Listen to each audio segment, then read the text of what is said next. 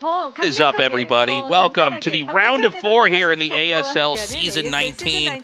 What an insane match we have going into this Tastosis. This has sick potential to be like the best macro Terran vs. Protoss series that we will ever see. Like, this is, as far as standard games go, I feel like this is going to be one that we're going to learn more about standard play than any series that we might have ever seen because of the two players going at it. Yeah, this is going to be a lot of fun. It's going to be a very specific type of PvT because of the way the Light plays, because of the way the Best approaches it. Yeah, I mean, I can't wait. It's so cool to see Best here to Final Four. I think Best could take this, by the way. He's an extremely strong Protoss vs. Terran player. This could finally be the season where he gets to an ASL Finals, which would be huge. We've been talking about this. You know, we were doing it before with Sulky as well. We kept saying he seems so good. I can't believe he hasn't won one of these yet. Same is true for Best. So true. And, you know, it was a long time ago, but he did make a finals once against Zerg and wasn't able to take him down way back in the old days. And that was obviously the toughest matchup you could literally ever give this god of macro in PvT. But the guy he's going up against Light is like literally his mirror image on the Terran side, where it's like this is the best macro guy on both sides, on both races. So it's going to be amazing. These two play so many matches, Tasteless. A considerable amount of my time every year is spent watching Light and Best play against each other. Like, I think that they're pretty good friends. They play against each other all the time. They have close matches all the time. Their styles are, they match up so well. You know what I mean? I do think overall it's a little bit Light favored, but I could absolutely see it going either way. Yeah, I think this one's tough to call. I do think this may be one of the longest ASL days ever. PvT is one of the longest matchups, perhaps the longest matchup nowadays. You know, it can end fast, but if it goes on, it really goes on for a long time. And both these guys are such macro powerhouses. That's exactly it, and you know, I really am just so excited to see how they play these standard games against each other. Actually, one of the most interesting things, I watched Light recently, a translated video of Light going over some ASL games, and it was one of Best's matches. I believe it was one of his macro matches. I think it might have been against Sharp, but or it might have been against Speed actually. But Light said specifically because the early game didn't have any probe death. It was just kind of like a very standard early game. He's like, basically right around 8 or 9 minutes, Light is like, okay, from this position, Best almost never loses. Like, he is just, from this position, he is so unbelievably strong, which actually, that really opened my mind up, where Light was citing that, like, oh, if you don't do damage to Best, this is why he breaks people that other people don't break. He's so good at macroing out his units, he's so good at attacking into Terran, that this might be an issue that they have to deal with. If you look at the poll here at the bottom, obviously it's very Light favored, but look at how close the scores are. Yeah. Almost all are 4-3, a couple 4-2. So, like, look, yes, the overall consensus is that Light is probably going to take this, but the reality is it should be close. So, I mean, if Best wins this, don't be shocked. I think this is like a near even matchup, in my opinion. Yeah, I think you're pretty much right about that. And you saw that as far as Terran players went, because, guys, that was the previous round's players, basically, that were voting for who they thought would win. Sharp said that he thought Best would win. Normally what this means is Sharp was the practice partner of Best. Okay, I saw on the other side, like Rain and some other guys said that Light was going to win. So it's like you can kind of tell who practiced with who.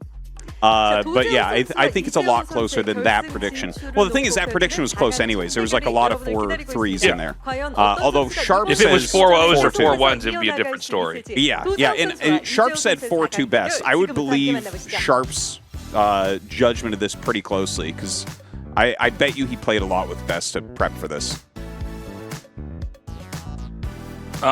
Excuse me, we're going to be going into this match in just a second here.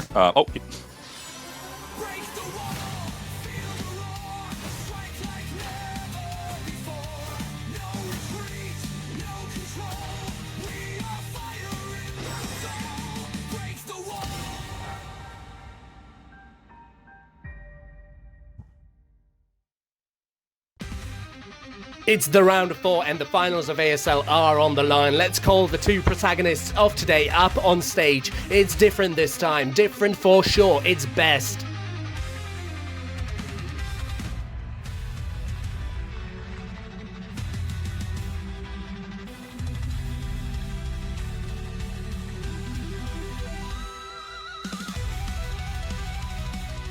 And the second protagonist, a player who always makes it into the finals no matter what, whenever he plays in the round of 4. Once again shooting for a grand final, it's Light.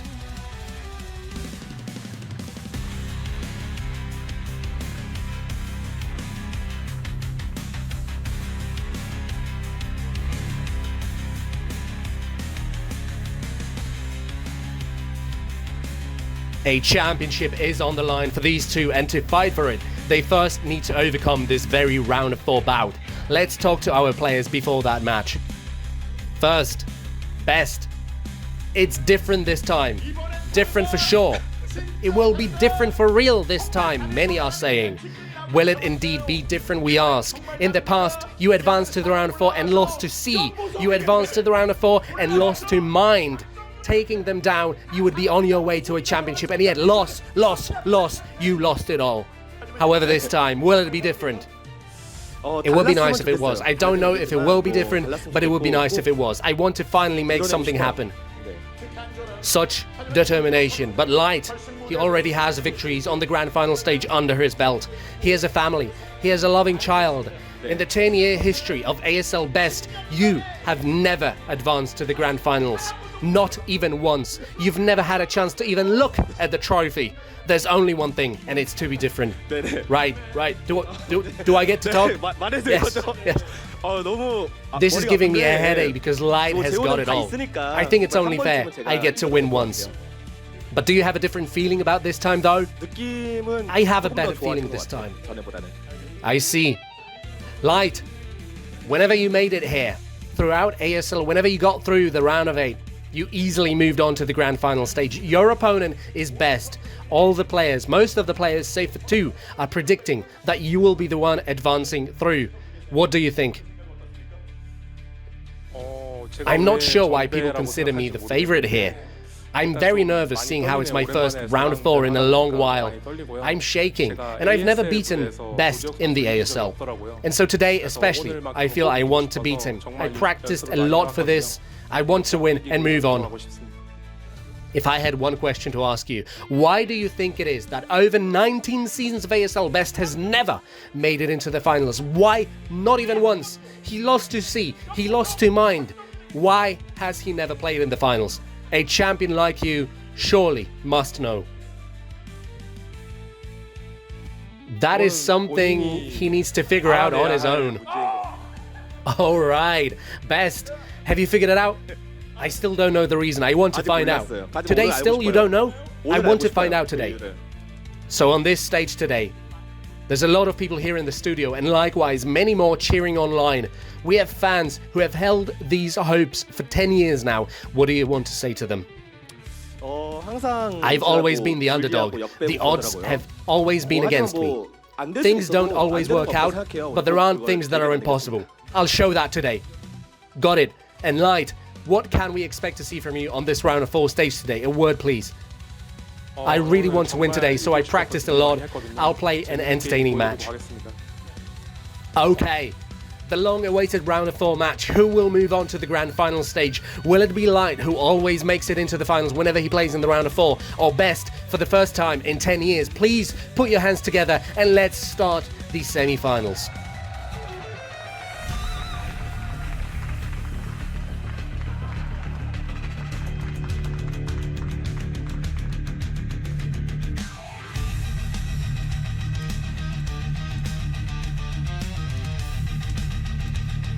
All right, guys, let's get this started. I'm so excited for this PVT, Artosis. Me too. It's such a great match. This is exactly something that I want to see these two great macro players go up against. I feel like I'm going to actually learn a lot today.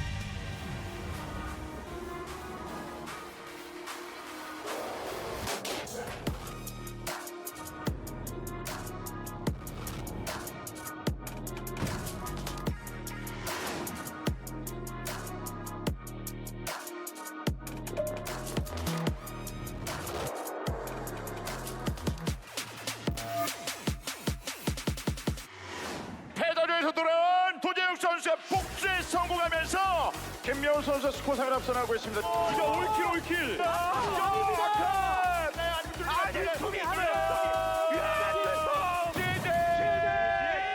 이번엔 다르다. 도제왕 4강 진출.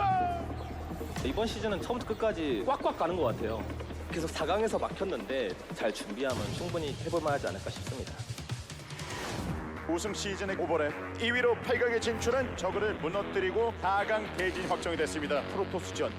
다시 한번 강해졌습니다. 우승에 도전할 만한 준비도 끝난 것 같습니다. 다시 그때 그 영광을 더 누려보도록 하겠습니다.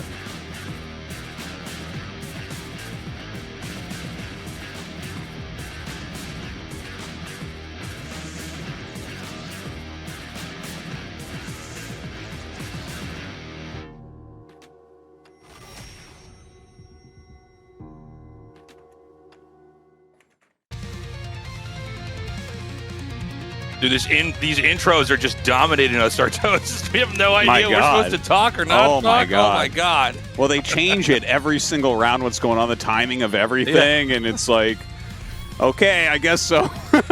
But anyways, here we are. It's going to be, as I was trying to say before I was so rudely interrupted by a video, which, I don't think the video really has any feelings one way or the other, but I'm annoyed. I think that I'm going to learn a lot from this because this is really, I think it's going to be mostly standard play. I do think that we'll see some cheesiness in there. It's a best of 7. You have to mix in a little bit. Like Light should be doing, at least like A2 factory. Best, maybe he's going to throw a proxy gate down in a game or maybe a one base like Reaver push or something. You should probably mix something like that in. But overall, these two play kind of the most standard macro style that you can find. Wow, the finals is going to be at the Kintex. Interesting. That's going to be a lot of fun. Sunday at 2 p.m., everybody. Have we broadcast out of there before, Tastosis? I actually don't know. I believe we did Kintex for... Didn't we do Kintex for, Special Force World Finals or something like that? I think so. That sounds so. right. I think so. Yeah. Yeah, no, when I saw that, I thought, okay, I know that name, but I think it's been maybe over a decade since we've been there. Anyways, that's exciting. Usually the finals is going to be at Jamshil or at Samsung Station, but this is going to be a big one. ASL has been performing extremely well in Korea, so it makes sense they would allocate the budget to have it out in a huge venue like that. So tickets are going to go on sale for that, guys. Be sure to order them. Get in there. It's going to be a lot of fun. If you do not get a ticket, you cannot ask us to get in. We have no way of getting you access. Yeah. But yeah, so it'll definitely be worth watching. Every finals that we can get here looks amazing. I actually don't even know what I want to see. I just want to see some great matches all the way through, and I think that's what we're going to have on both these round of 4 matches. This is going to go at least 6 games. I don't think a single person thinks this can be a 4-1 or a 4-2. They're just so evenly matched. Yeah.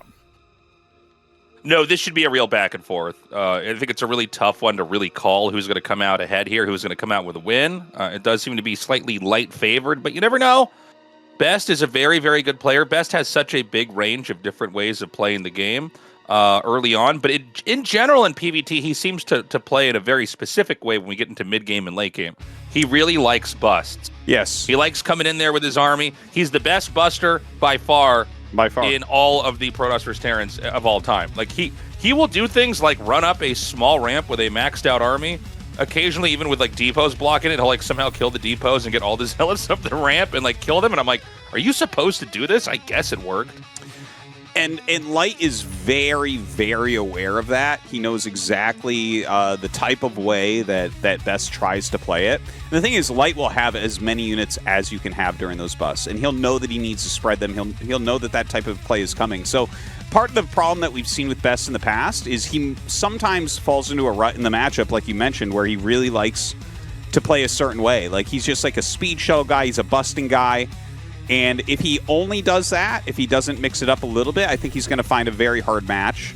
If he mixes it up reasonably well, I could definitely see him winning it. But if he tries the same thing over and over, I feel like Light is going to be able to block those busts more often than not.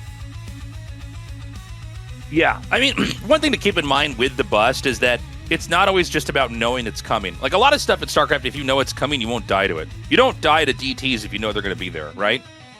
You don't die to a proxy Reaver outside of your base if you know that's coming. That's a predictable thing. But one of the unique features of the bust is it just overpowers a position. Like he just knows exactly how to fork out the Zealots into different tanks, how to move a shuttle through this, to drop in the right spot, how to have Dragoons advance forward and not get stuck attacking low priority stuff in the front when you need to be getting things in the back. He's just really good at that. But yeah, I'm very curious to see how exactly Light is going to approach this. Yeah. You know, I really thought about this a lot lately because that was like such a interesting video watching Light analyze one of Best's ASL games where he did end up doing a bust. And the fact that Light says that basically if it's like gets into a standard 3-base situation for Best, he almost never loses. That tells me a couple of things. Okay, I think you can extrapolate a lot from that statement from Light because, you know, Best, we're always like, I don't know if he should try to bust here, you know, and then he'll try it and it'll work more than we're expecting. So there's a few things to look at there where it's like, okay, well, either Best is right or other people are wrong, right? So either it's like, from the Terran point of view, do you need to kill his probes early on so that that doesn't occur?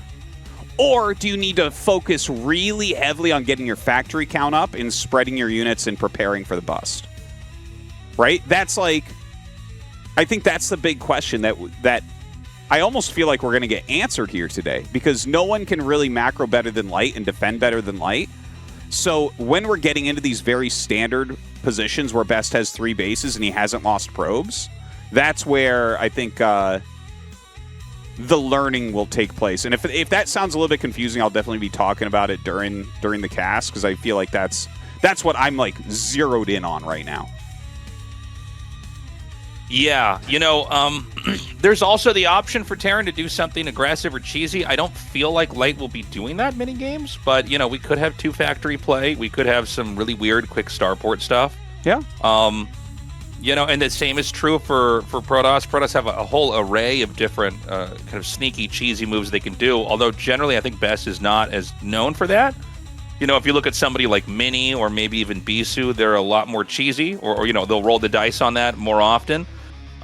Where Best is pretty straightforward. Like, he just wants to get his gateways up and run you over. Well, if Light does get any early damage, it's going to be great. Look at this. Okay, so Best is very smart. He chooses Death Valley as his second map. I think that's... Finally, we see someone that understands. It's like, yes, Death Valley is that's a tough map. And then Eclipse is the second map he chose. Okay, see, this is why I like Best more than everybody. He actually gets what's going on here. When I see other Protoss players like, I don't know, we'll play Death Valley at the end. It's like, wouldn't you like to just get a victory? Like, what is going on here? Of course, Light has chosen the most vanilla maps that he can, basically. I'm excited, man. This is going to be such a good match, and it's going to be so fun opening up. Well, not opening up, but the second map being Death Valley. That's like kind of the really interesting out there map. Yeah, I mean, Death Valley, I don't know if we're going to have this next season, but honestly, I wouldn't mind if we did. I think it's one of the best weird maps we've had in ASL. Yeah. You know, some of these weird maps we're all collectively rolling our eyes like it might make for an interesting game, but a lot of times it doesn't. I think the Death Valley games have been a lot of fun.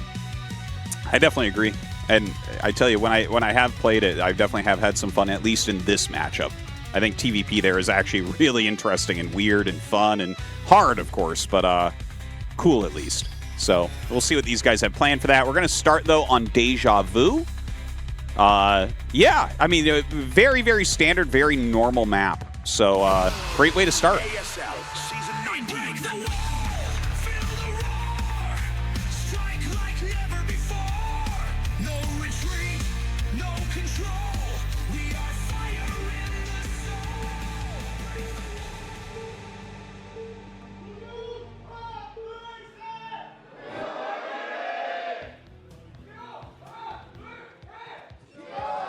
Okay, in the bottom left here is Best. In the bottom right is Light. So they'll both be sharing the lower side of the map here. Real quick, guys, consider supporting us on Patreon. It's patreon.com/ASL English. Because of you, supporters, we are able to keep the history of Brood War alive forever, man. I don't think this show is ever going away. You know, Soup is in a very good spot. This has been wildly successful, one of the most watched esports in the whole world. And so, yeah, I mean, consider supporting it. If you love Brood War, why not? Yeah, and you guys are really helping, as far as Brood War goes, I think, as well. You know, it makes sense that there's a return to quality after all the garbage chaff games that have been pushed upon us. So, really excited that Brood War is doing this well. I have nothing but optimism right now for the future of this game as well, which is crazy because it's so old. But it's just like more and more people are rediscovering it or discovering it for the first time and realizing, like, holy crap, man, like, you just can't beat this game. Yeah, well, it's also, it's one of these things where it's like, you don't have to stop playing a game because it's old. I don't know. There was always this weird sort of feverish fear around StarCraft in the early days of like, well, we're all going to have to stop playing or this game's going to die or, you know what I'm talking about? It's always been there. Like, and I you and I joke about this all the time because we were never these people. I'm like, I don't really see the problem here. A game doesn't have to go away because it's old. In fact, if anything, we can really enjoy a game more when it's aged so well, like a fine wine like StarCraft 1 has. Yeah. The first time I saw the dead game meme pop up was in 2001. Not even kidding. People in 2001 were saying dead game. And, like, here we are. So, yeah, whoever said that, you're stupid. Here we're watching a great best of 7 here today. So, taking a look at the early game here, this was a very quick scout from Best. He gets right in there, and this is a little bit annoying. It's definitely costing some money for Light, but he's foregoing his scouting to be able to micro against this. So that's kind of like, if the probe gets in before you scout, generally you use your scout SCV to push the probe back until the barracks is just about done, so you don't lose that extra mining time. Yeah, otherwise, it's like you can't get your factory on time. And you can see here, he still gets about a 230 factory despite the probe. So well handled there by Light. Interesting wall over here for Light. He's got the barracks connected to the depot and the factory. So it's not walling at the ramp, but it kind of creates this curving wall that's hard for stuff like Zealots to get around. In this game, by the way, it was Pylon Gate, Pylon Gas, which is pretty rare, actually, in PvT. This is one where you're going to get a little bit more probes out.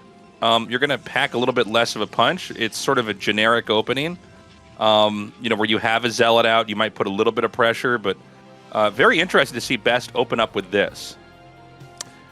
Okay, and it's a 2-factory opener from Light, which I'm not too surprised to see. Like we were talking about at the beginning, he should be doing at least 1 2-fact in this best of 7. 2-fact's power is actually back a little bit. It was like a dead build for a really long time, but enough people have really optimized their openers so much that it makes sense to do it sometimes now. Now, the Zealot poked up there and saw 4 Marines already, and it got up high enough, I believe, to see the barracks blinking.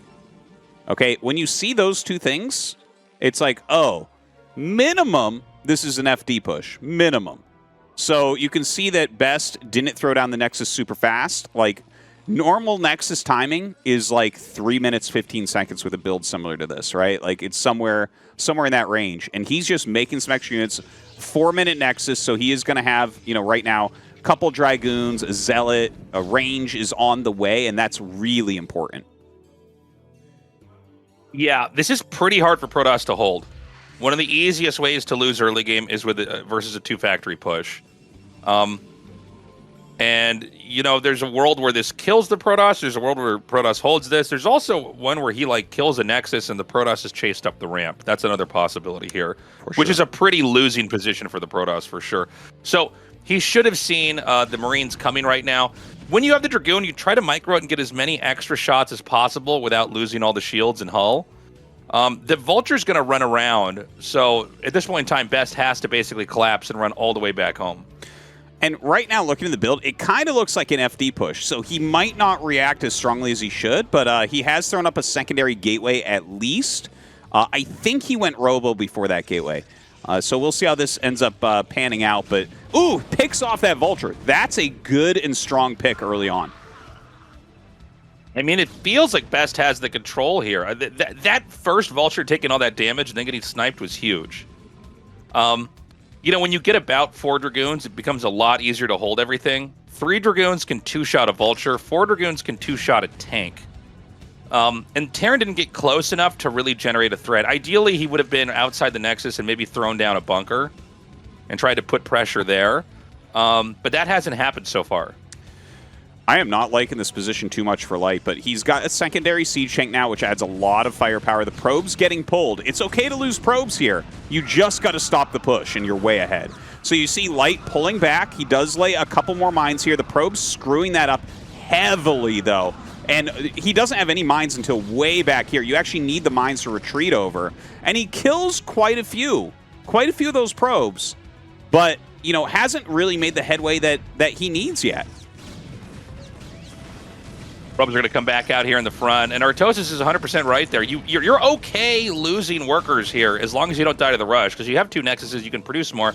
Feels like Best has almost held this. We just need to get an Observer out here, which is actually coming up now, so he can basically drive this back. Yeah, I don't know the exact health on these goons. Some of them are definitely low, but a couple more are popping out. Oh, God. Well, that's how you turn the tides of a fight right there. That mine got a lot of probes, did a lot of damage to these Dragoons as well, and he eats another one. Oh. Just a little bit sloppy here from Best, just barely. He was so close to holding this, and now it's, I think he's still going to hold, but it is a lot closer, I think, than it should have been. Yeah, I mean, losing those 2 Dragoons was massive. Yeah. He's going to try to force his way up the ramp here, and now there's just a lot to try to fight your way through. The Dragoons can eventually clear this out, but now Siege mode is done. And, you know, 1 tank with Siege and a couple of Vultures, it gets very difficult to get close to. In fact, I don't know, man. I feel like Best might end up losing this game now. This is brutal. He had it held, man. It was that one mine hit and then the second mine hit as he dived even further. It's really unfortunate. He was at, like, maximum length to be hit by the mine as well. GG. If Best loses this, that game is going to haunt him. Because he had that. He had that. He way out microed Light in the beginning. It all came down to that one mine hit. When you get a mine hit like that kills 5-6 probes and puts 1 goon into red, 1 goon into deep yellow, and takes shields off another goon, it's like, well, Terran can start to roll you at that point. Wow.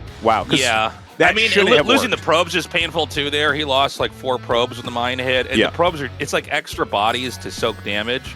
All you got to do is hold that. So at this point in the game, it looked like he was going to win. Yes. I was almost more interested in how does a Terran like Light play after a rush like this fails. I'm always curious, like when things go poorly and you're in a losing position, how a pro plays it. I guess we're not going to get to see that this time. If they don't show that mine hit. Here he was fine. Yeah. Okay, I think they are going to show the mine hit. Because, like, looking at this, the Observer comes out. Watch this. Okay, so there's the mine. There's the culprit. And he just didn't block that. And that killed 5 probes and did a ton of damage. That one mine was everything. He kind of had his oh, my God. Even that one. If that one hadn't hit, he would have held as well. Like, both mines had to hit to have Light take this. You know, 2-fact is a little bit fickle. It can be held really quickly, or sometimes you get a mine hit or 2 like that and you just win. So Light takes the lead right now. He's up 1-0. Best, I mean, obviously this is a best of 7, right? So it's a long road ahead. Let's see how he does, guys, in Game 2 after this short break. 이 에너지 드링크는 이것을 올리지 않아. 단백질이 들어있거든. 청량하게 마시는 단백질 에너지 드링크. 에너지가 담백해. 하식스 4%.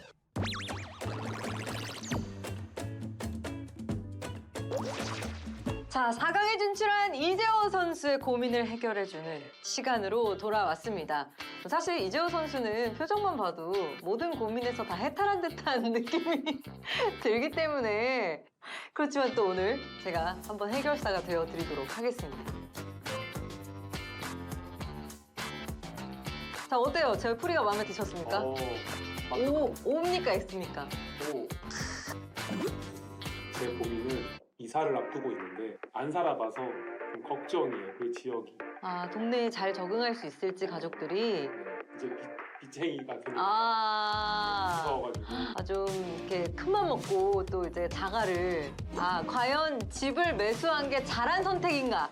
제가 굉장히 감성적으로 접근하는 F 모드와 이거 T로 가요. 아, T로 갈까요? 감성 필요 없습니다.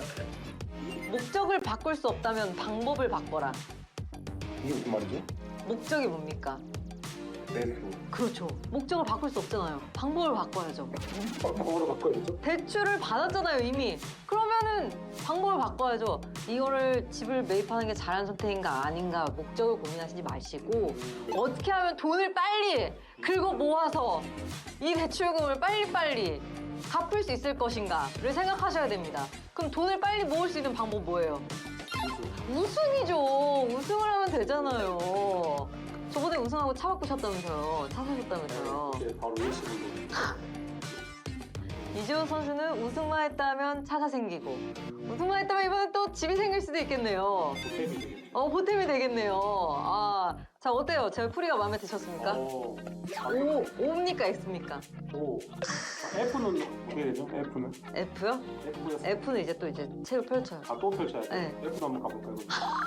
나를 테스트하네. 네, 버전이 뭐야? 궁금합니다. 아, 버전이 궁금하신 거예요. 알겠습니다. F 모드. 야! 그 어떤 것도 당연하지 않다. 사실 집을 매입한다는 것 자체가 이미 다른 사람보다 훨씬 더 앞서 나가는 고민을 하고 계시는 거예요. 이미 이재호 선수는 다른 사람보다 더 많은 것을 이뤄놓은 상태다. 또 이제 앞으로 더 어떻게 하면 가족들과 이 아늑한 보금자리에서 살아갈 수 있을까 이런 고민을. 아니 그냥 본인이 티가 좋네. 탈락. 이번에 13 시즌하고 많이 오버랩이 돼요. 아, 평행이론. 네. 떨어진다면 그랬을 경우에 어떻게 멘탈 관리를 할 수 있을까요? 만약에 이 만약에, 평행 이론이 깨진다. 성립하지 않는다면 지금 평행 이론에 대한 기대감이 거의 최고조에 다다르고 있는 이재호 선수의 약간 심리적인 부담이 크군요. 그죠. 알겠습니다. 연연해하지 연연해하지 마라. 딱 나왔네요. 사실 이 팬분들이 시즌 13에 대한 평행 이론을 만들어서 이렇게 좋은 징크스로 지금 이렇게 좋은 행보를 이어가고 계시긴 하지만 이재호 선수도 이번 시즌에 본인이 또 징크스를 만들었어요. 와이프가 데려다 주는 날 이긴다. 이런 징크스를 또 본인이 또 좋은 징크스를 하나씩 만들면서 또 이렇게 승리할 수 있는 톱니바퀴들을 본인이 이렇게 껴맞추고 있거든요. 징크스가 있기 때문에 이기는 게 아닙니다. 잘 생각해 보시면. 너무 거기에 연연하실 필요는 없는 것 같아요. 징크스가 아니면 뭐 때문에 이기는 거죠? 그냥 잘해서 이기시는 거죠. 잘해서 이기시는 거죠. 네. 못하면 지는 거예요. 네. 합격. 오케이. 연연하지 마시고 연습하신 대로, 준비하신 대로만 경기를 잘 보여주시면 되겠습니다. 네. 고맙습니다. 또 이재호 선수가 사실 경험도 많고 결승 무대도 밟아본 선수다 보니까 그래도 그만큼 또 결승 진출에 대한 의지도 굉장히 커지신 것 같거든요. 각오를 한 말씀 들려주시죠. 제가 여태까지 준비했던 대회 중에서 가장 연습을 안 했어요. 이제 옆에서 지켜보던 와이프가 스스로 생각도 많아지고 만류하는 걸 보니까 이번에는 딱 그냥 이틀씩만 하고 기간을 정해서 그렇게 했거든요. 뭔가 이 기운이랄까 이게 잘 풀리더라고요. 결론은 이제 와이프 말을 잘 듣자. 이게 우승까지 한다면 이제 저는 숭배하셔야겠네요. 저도 이제 빠질 수밖에 없어요. 4강에서 어떤 멋진 다전제를 보여줄지 많은 분들이 기대하실 것 같습니다. 좋은 모습 부탁드립니다. 네, 감사합니다. 예.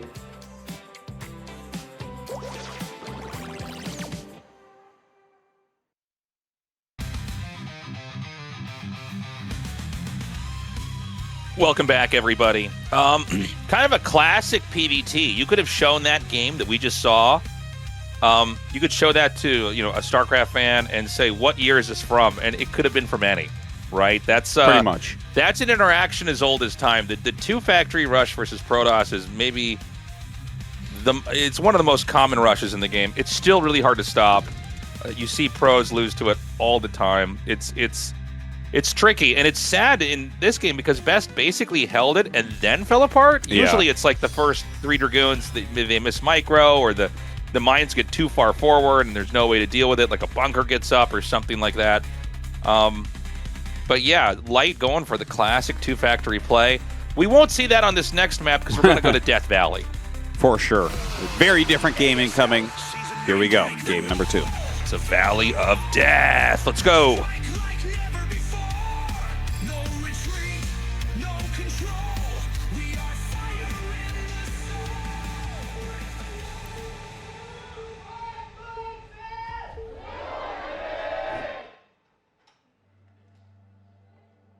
Okay, in the bottom right is Light, and the top left here is Best. And yeah, I mean, let's talk about this map a little bit. So this is a map where on one side, see the 2 neutral gas geysers. If those are destroyed, then it's a wall off. And you can't because rebuild of the weird them. way in which StarCraft works. A lot of people have been like, why don't you just build your own geysers there? No, they're unbuildable geysers, so undoable. Oh, that's a good point. I'm glad you brought that up. That's something I don't think we mentioned before. I was going to talk more about this map, but there's a probe going all the way across the map. Yeah, so maybe we should just address this first. This is a proxy gate. We don't know if it's 1 or if it's 2, if it's going to try to be in the main base, if it's going to try to be elsewhere. Light is actually bringing his SCV up. A lot of people are walling here, so this part of his plan might be to prevent that from occurring. Because this is like it's a zealot tight wall that you can make here very quickly and very easily. And he makes a pylon in the main base. So I think he was going to proxy gate in the main, honestly. And then he saw this. Yeah, I think you're right. I think this is a backup plan. He had to know that there was a reasonable chance Light would do this. You don't have to wall. But if you do, then he's like, okay, well, maybe I just harass nonstop with the probe and make my gate at home. But that's a kind of a big blow to his economy. Yeah. I mean, the idea is that if they didn't scout that, you would make gateways in their main. And it's really hard for Terran to stop, by the way. Like, I remember, like, when people really figured this out, like, it was like 20 years ago or something, but, like, everybody was doing it on 2-player maps. And the thing is, if you make the pylon and the gateway in their main, if they send probes to try to kill it, they end up losing money. Like, it's like this weird, funny, mathematical, like, principle in the matchup of PvT where, like, if they're attacking everything with SCVs, you can just keep making probes and keep remaking the gateways and pylons, and the Terran is going to lose an enormous amount of money. That is true, but you have to play it basically like Terran vs. Zerg, where you're making your SCVs nonstop. So even though it might be like a weird, gross position, like you'll end up okay. And you do, if they make gates in your base, you do have to attack them with SCVs. I literally saw Flash once lose to a low A-rank Terran that snuck, or a low A-rank Protoss that snuck 2 gates in his main, and he didn't try to kill the gates, and he literally just died to it. So it's like, yeah, no, you got to take it really seriously if it happens. Yeah, no, it's really scary. So I can't really say I blame Best for trying this, especially this map requires so much extra practice that there is some genius into just sort of doing a throwaway all in.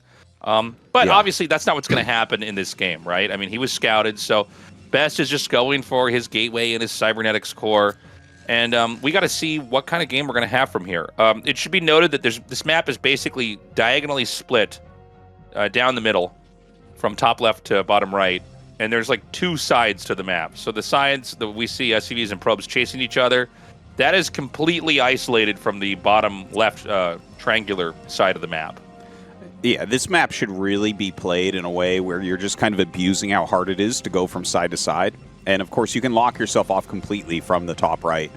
One thing I really want to mention, because I've casted enough games on the map now, the main mistake that I've seen on this map from Protoss players is when you get a map that's crazy like this, that favors you in a matchup, sometimes players get more greedy. They're like, oh, this allows me to greed more.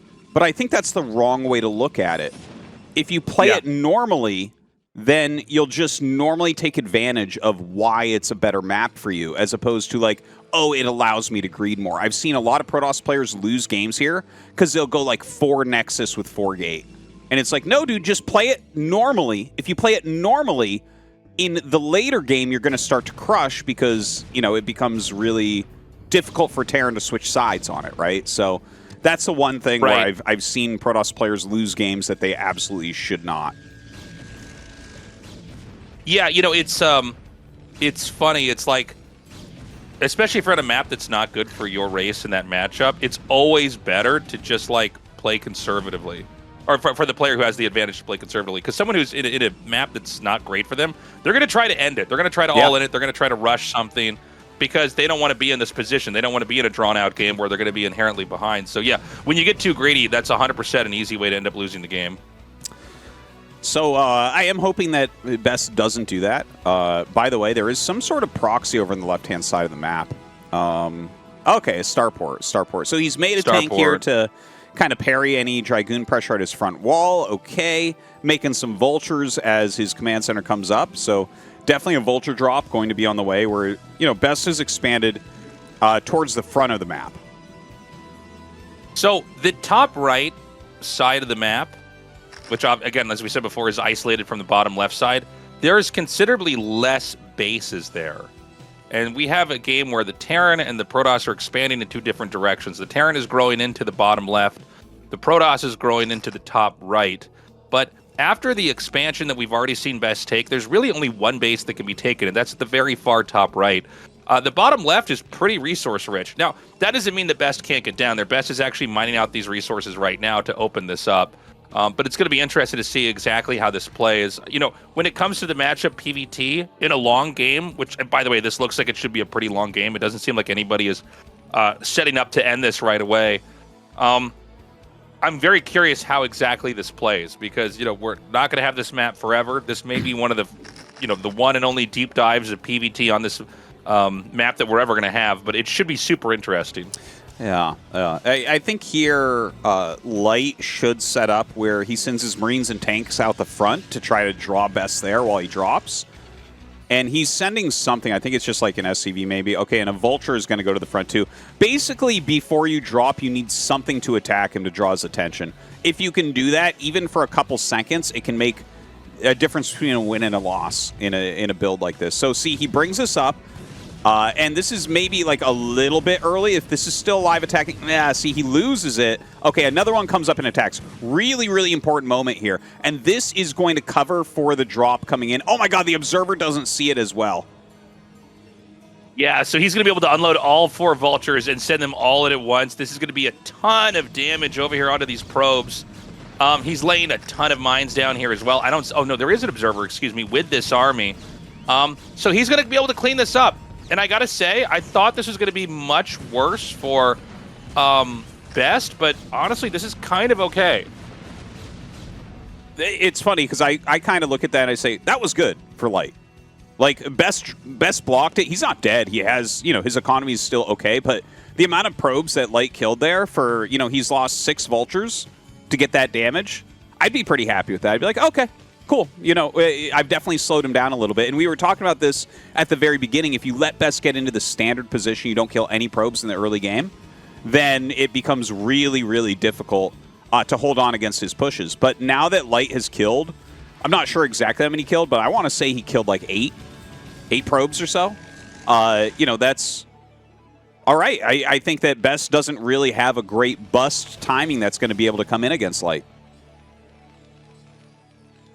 Looks like Best can come down here and try to hit this refinery. And I guess, yeah, you're just out of range of the tank. I think he can maybe kill this in time before the tank can siege up and take it out. But more SCVs are being pulled. They're going to repair over here. And it seems like he actually has enough that maybe this isn't going to work. But he shimmies back. And I guess there's still a couple of Dragoons that are in range here. You got to be careful if he brings that tank too far forward. He could just run up there and snipe it as well. The eBay is placed just right. If the eBay was back 1 hex, 100% he jumps on that. But that's like Light's positioning and Best choice to pull back. This is like perfection that we're looking at, because I swear to God, if you don't have exactly that looking SimCity, Best is going to go in and kill your 2 tanks. So really, really good hold there from Light, but good pressure from Best as well. Okay, so now there's going to be a dropship heading back over here. Right now it's 2 base to 3 base. We got a quick glimpse inside the Terran's base. There's a lot of factories. He may just go for a 2-base timing push here.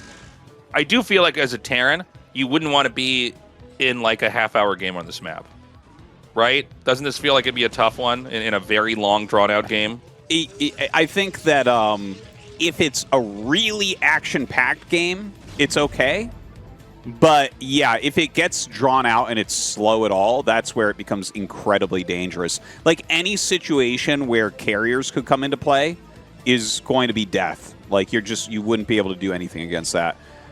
So like if the thing is, if you look at it, it's like, okay, well, Terran, like Light could take that base above his main base maybe. And if you look at his little quadrant, like he can take the base to the bottom left of where he's already expanded and the one north of that, and that's like a good like 4-base or 5-base quadrant. So it's like, okay, like we can actually get into some big macro on this map as Terran. It's just if Protoss gets into superior tech, you're going to have the worst time against that here. Yeah. I mean, I look at this map and I also wonder, like, is this an Arbiter map? Is this a carrier map? You know, from your perspective, Tastosis, as a Terran, like, is there one that you would fear way more than the other on a map like this? If they get carriers, you're dead. Is my opinion here, because like you can't switch sides with your Goliaths. So if you get carriers, already top right is 100% theirs, 100% theirs, and in fact, like they could take your natural at that point. Oh, this is so cute. This is the cutest micro ever. So, like, carriers would be the scariest, but carriers are the hardest to get into, especially from a position like this where Light has a ton of factories. It's like he's gonna realize if you try to go to carriers. So I think it's easier said than done. We definitely have metagames occasionally where carriers are easier to get into, but we're not currently inside of one of those. So, like, you know, I think just speed shuttles here, which is best natural play, is going to be a solid way to play it. But here comes Light now with this timing attack. Ooh. Goliaths are trying to snipe that shuttle. He's going to move that just back a little bit. Dude, I think the best is just going to smash this. He's going to smash it. The Vultures were too far forward, man. He just lands. There's actually a lot more tanks back here than I realized, by the way. I thought it was just 5, but it looks like it actually snakes all the way back. But even then, I still think the Dragoons can do a decent job. Yeah, he'll clear every single tank here, I think. His slow Zealots. Look how many Zealots he has. Yeah. But don't forget, this is wild. Light does have a little counter drop going on, and finally Zealot legs finish, but he will pull back. And yeah, he did clear that tank on the high ground, which is really important. Now, look at, oh my god, Light is harassing like crazy. Like, he lost that army, but he did tank harassment during it. He's doing vulture harassment right now. Don't forget he killed probes earlier. So he's keeping the economy of best reasonably low. You know, there is definitely like good things that Light has done here. I think that attack was very poor that he did. But, you know, Best is not like super fast on his 4th base or anything like that as well. So the game still seems playable for Light right now.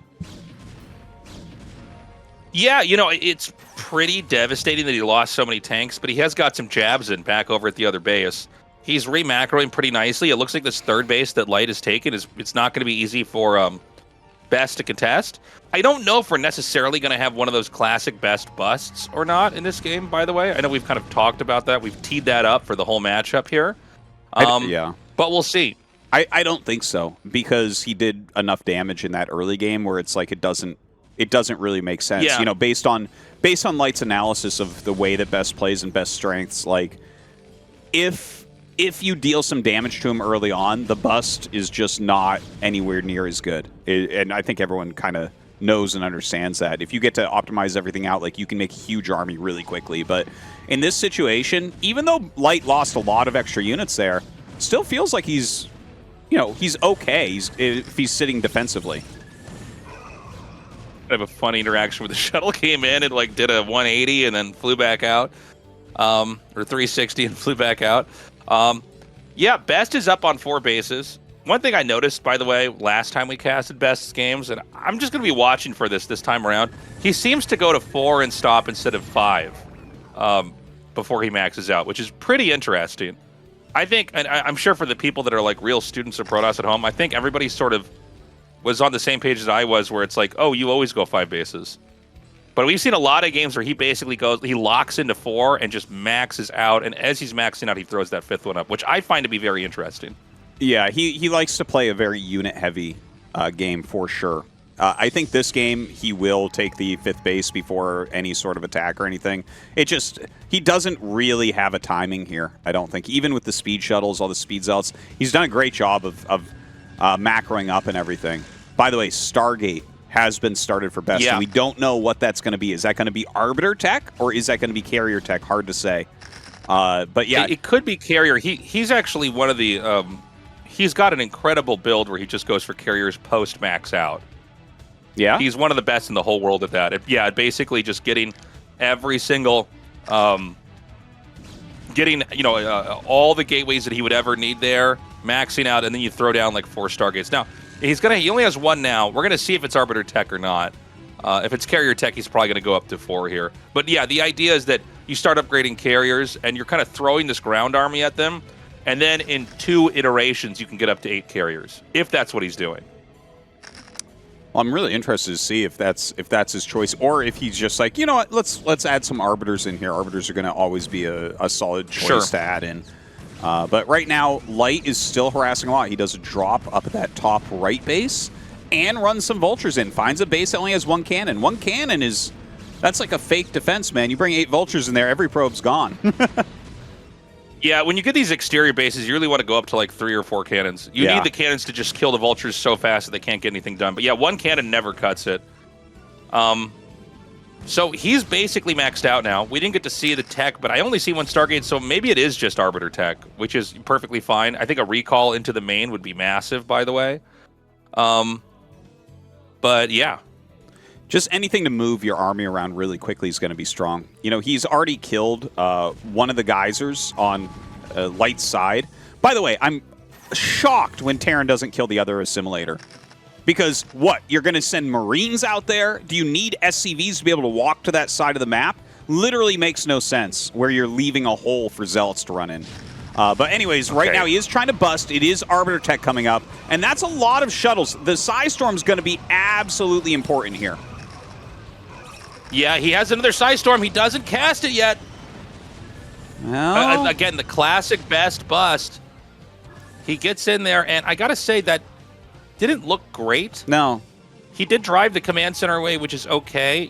Generally speaking, you give me your thoughts on this too, Tastosis. Tell me if you think I'm seeing this wrong, but I feel like the strongest busts hit the Terran's 3rd base while they're in the middle of that. It doesn't feel like a bust is ever as effective on a Terran on 4 bases. It usually just feels like they have enough by that point in time. Yeah, you normally don't really get a 4th base until you're at least 140 supply. And there's like a reason for that. It's because you need at least that much supply so that Protoss can't kill you. So, yeah, like right now, as long as Light is set up well, and he is set up well, he should be able to hold any attacks that come in. Now, those are unload more Zealots over here. These are very pumped up. So the Zealots actually bring a lot of splash damage. Some more High Templars coming in. That was actually a great snipe right there. He targeted his Siege Tanks on the High Templar, which is an underutilized move. Like, people think that because of concussive damage, all that, and sniping High Templars with Vultures, that can be good. In these types of battles, that was a big takeaway I got that Scan told me about. He's like, just target it with your Siege Tanks. Because if you lose your Vultures trying to snipe them because they have shorter range, you're going to lose the battle badly. So really great snipe there from Light, and that was another attack that wasn't that good from Best. I think he's just being a little bit wasteful with these attacks. Is it 2 tank shots that kills a Templar? I actually don't know. I think it's 3. Is it 3? Okay. I believe so. Maybe it matters if they have like the armor upgrade or something. But a High Templar, is it 40 health, 40 shield? I actually don't know the health of a High Templar, unfortunately. I'm sorry. Yeah. I just know that they die easily. So, I don't know. It takes 4 Vulture shots. So yeah, I think it's 40-40 if I'm not mistaken there. And yeah, so tanks do full to the shields and then half to it. So it's like, yeah, I guess without upgrades, I think it is 3 shots. Yeah, so that's if you can have a clump of tanks, you can easily target that down. If I was playing right now, I think this might be a storm drop. If I was playing right now, I could fucking right-click in a battle and do it, but I can't tell you with my logical brain how many shots it takes. It's like a funny thing. I have no idea. It's like, yeah. The Vultures are going to come in here and get another nice snipe on that. The Storms are always worth it on Vultures, by the way. Yes. Vultures die so fast under Size Storm, it's wild. In fact, I think one of the mistakes I see a lot of players that are trying to learn the game when they come into Storm is they'll try to always storm tanks and not Vultures, and I'm like, just storm whatever's clumped up. Definitely agree with you on that. That's I think that's a great way to play. Like, you know, the Vultures are actually like, tanks deal a lot of damage and are very important. They've got that like long range and everything, but like the Vultures absorbing and slowing things down from hitting the tanks is just as important. And I think more mistakes are made from Terran in Vulture count than tank count. So he's going to come in here with a huge recall. There's mines littered inside the main, but he might end up going deep enough that does it. Yeah, he gets right in there. Oh my god, the Storm is so good. Yeah, that was a this good angle recall is actually location. so... Yeah, and he's going to try to just run into the main. Now, this is getting pretty interesting. The angle of these tanks was so good, by the way. Insane drop. Oh my god, he got literally every single one. Literally every Are you single kidding one. me? You don't... What?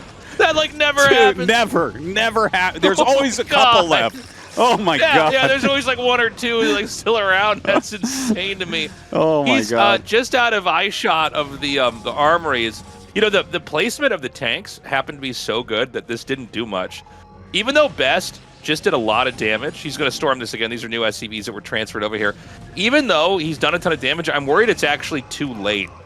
It might be. I think what Light has could just smash this. I think this game's going to be a Light win, even though there's barely any workers back at home. Wow. Yeah, Light is playing out of his mind here. Even a really great defense matrix on that Vulture. Very, very, very well done.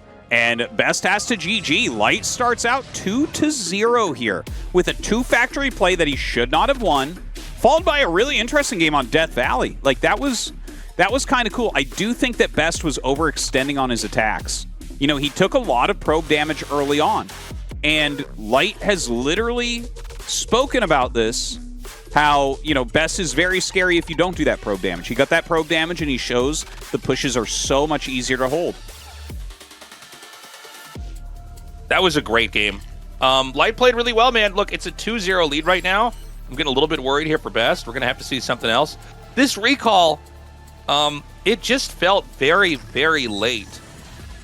You know, I think that it's easy to look at Protoss and go, oh, they have this ability and it's strong. It really has a time and a place. And I feel like anytime you see a recall into a main after the Terrans got everything they need, it's not going to be very strong.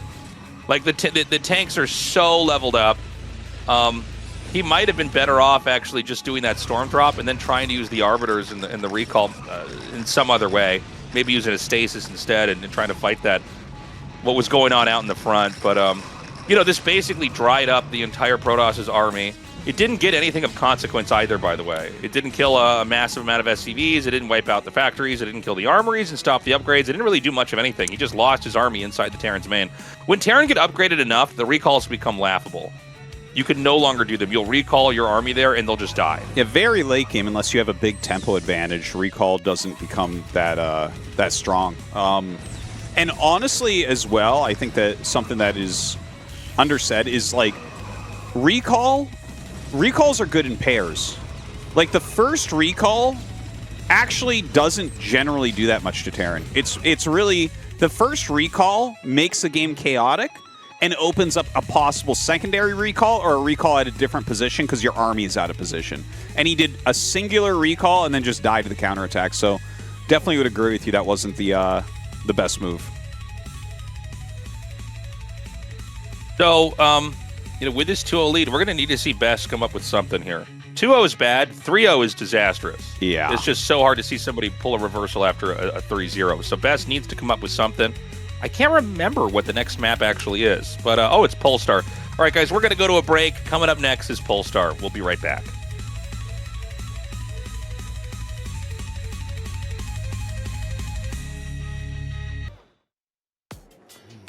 이 에너지 드링크는 이것을 올리지 않아.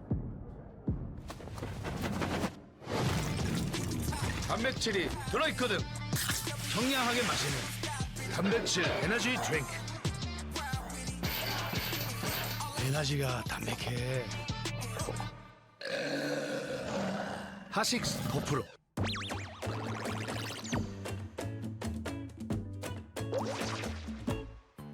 자, 4강에 진출한 선수들의 고민을 해결해 주기 위해서 제가 또 이렇게 왔습니다.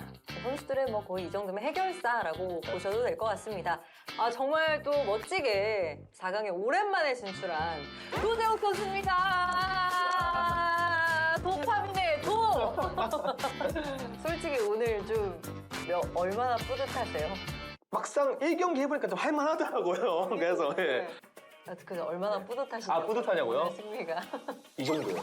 배고플 정도로. 진짜로? 지금도 지금 도파민이 너무 진짜로? 나와서 왜냐면 스코어가 너무 좋아서 제가 너무 뿌듯해요 지금. 저는 무슨 생각한 줄 알아요? 나 진짜 대진 잘 뽑았다. 아 인정.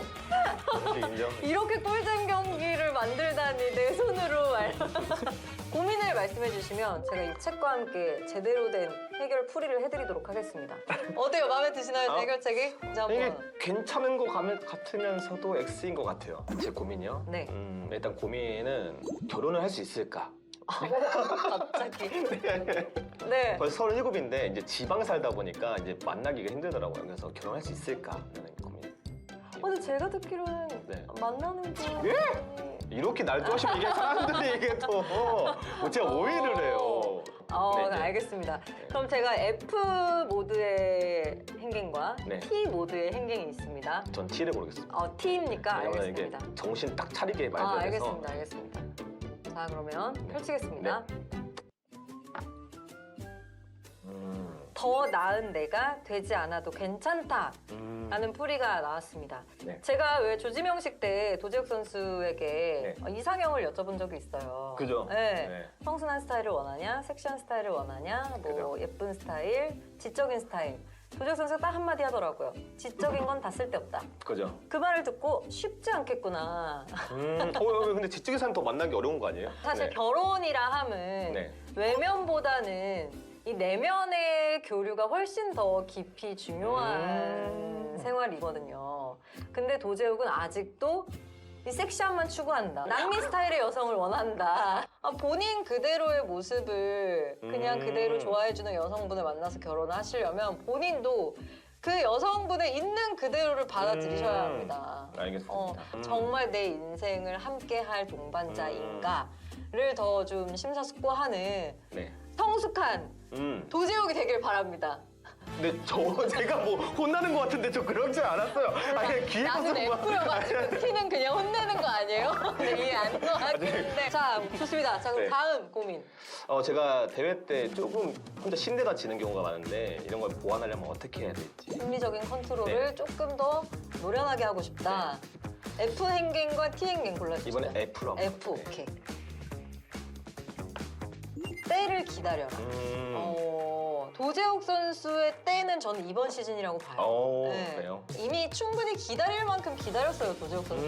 그렇죠. 네네. 16강 때도 굉장히 어렵게 또 8강에 올라오셨기 때문에 지금 도재욱은 이미 충분한 담금질을 통해서 우상향을 그리는 멘탈을 가지고 가고 있다. 네. 4강에서는 더 흔들리지 않고 더 차분하게 본인의 경기력을 펼칠 수 있을 거다.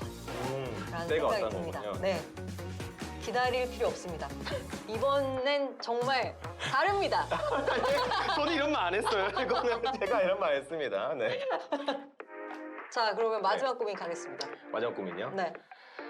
일단 저는 스타라는 게임을 평생 이제 살아왔는데 앞으로도 이제 스타라는 게임을 해서 이제 계속 이어갈 수 있을지가 궁금합니다. 생계를? 네. 알겠습니다. 그거는 나도 고민인데. 자, T행갱과 F행갱 골라주시죠. 그래도 F 쪽이 좀 기분 좋았던 것 같아요. 기분. 그래요? 알겠습니다. 네. 야! 직접 물어보아라. 아이고. 직접 물어보라. 이거는 사실 도재욱 선수에게만 달려있지는 않은 것 같아요. 네. 네. 정말 도재욱 선수의 개인 방송이나 경기를 시청해주시는 시청자분들, 팬분들이 도재욱 선수가 만들어내는 인스타 콘텐츠들을 얼마나 애정을 가지고 또 보시느냐에 따라서 이 수명이 결정되기 때문에 아마 지금 팬분들이라면 도재욱 선수가 스타 방송을 하는 이상 끝까지 봐주시지 않을까 그런 생각이 듭니다. 네. 팬분들께 잘하시고 네. 직접 여쭤보시길 바랍니다. 알겠습니다. 결국에 사실 팬분들이 있어서 방송하는 거니까. 그럼요. 맞는 말 그럼요. 같아요. 네. 네, 그럼요. 네. 괜찮나요? 좋았습니다. 오 네. 한번. 아, 근데 애매하게요. 이 남자 쉽지 않네. 이 남자 쉽지 않네. 도재욱 선수 진짜 너무 멋진 경기력으로 또 4강에 오르셨기 때문에 네. 4강도 너무나 기대가 됩니다. 한 번도 못 이겨봤던 상대를 이겨서 이번에 좀 더 자신감이 생기는 것 같아요. 그래서 안 될 건 없다는 걸 생각을 했고 4강에서도 꼭 좋은 경기해서 ASL 결승 꼭 가보겠습니다.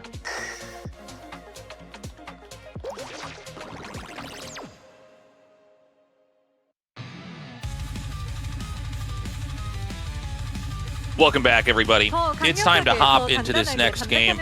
Right now, Light's won in two very, very different games. One with the 2-factory, the other with just sort of a long, drawn-out TVP. Eventually win with a push. A pretty lackluster Arbiter recall there from Best. Kind of sealed his fate. Yeah. I think there were some problems before the recall. You know, those attacks that we were watching into that fourth base location. I think you had a good call where it's like generally bus timings occur around the third base timing. When Terran gets up to 4 base, like, you have minimum 7 factories. In this meta, generally you'll have like 9 factories, and it just gets really hard to bust in. And he was kind of wasteful a few times, and during that time, you know, Light was dropping in everything and definitely doing some damage to his probes. So, you know, I think that was a bit of a messy game, even from Light's side. Like, he had that one attack up the middle that I don't think either of us really liked. Like, I guess he eliminated some Dragoons, got some probes during that time with Harass, but that didn't feel like a particularly good push either. But yeah, Death Valley's a weird map. I think we can throw these 2 games away. Best should have won game 1. Death Valley's a weird map. Okay, we're getting into basically normal stuff from here on out, and I'm hoping that we can see some really straightforward macro games between the 2. Yeah, I mean, you can't recreate any of the situations that happen here on Death Valley. We haven't really had Best show what he's, you know, so strong at, which is his incredible busting. I guess he did try that in some of the earlier game, but really to no avail. It's a lot harder to try to run over a Terran's fourth base. Usually they're pretty far along at that point in time. Ideally, the busts come and they hit the Terran's third base as it's set up. And that's usually when it's strongest. If you can keep the Terran off of a third base for long enough, usually you can close it out into PvT.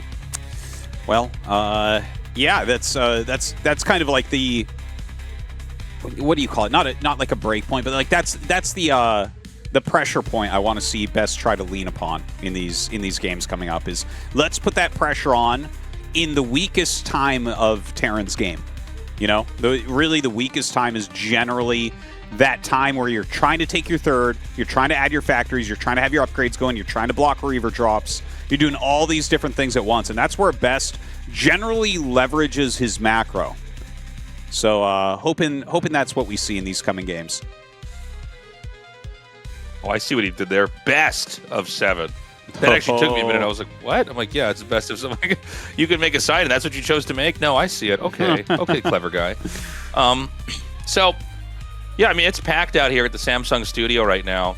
By the way, guys, for those of you that, well, I guess if you know, I was going to say for those of you that missed the start of this, because I know people skip through some of the VODs, they go right to the games. I was going to say we're going to be at the Kintex for the finals, but I guess if you're one of those people, you probably also won't hear this because you will have already skipped into the game.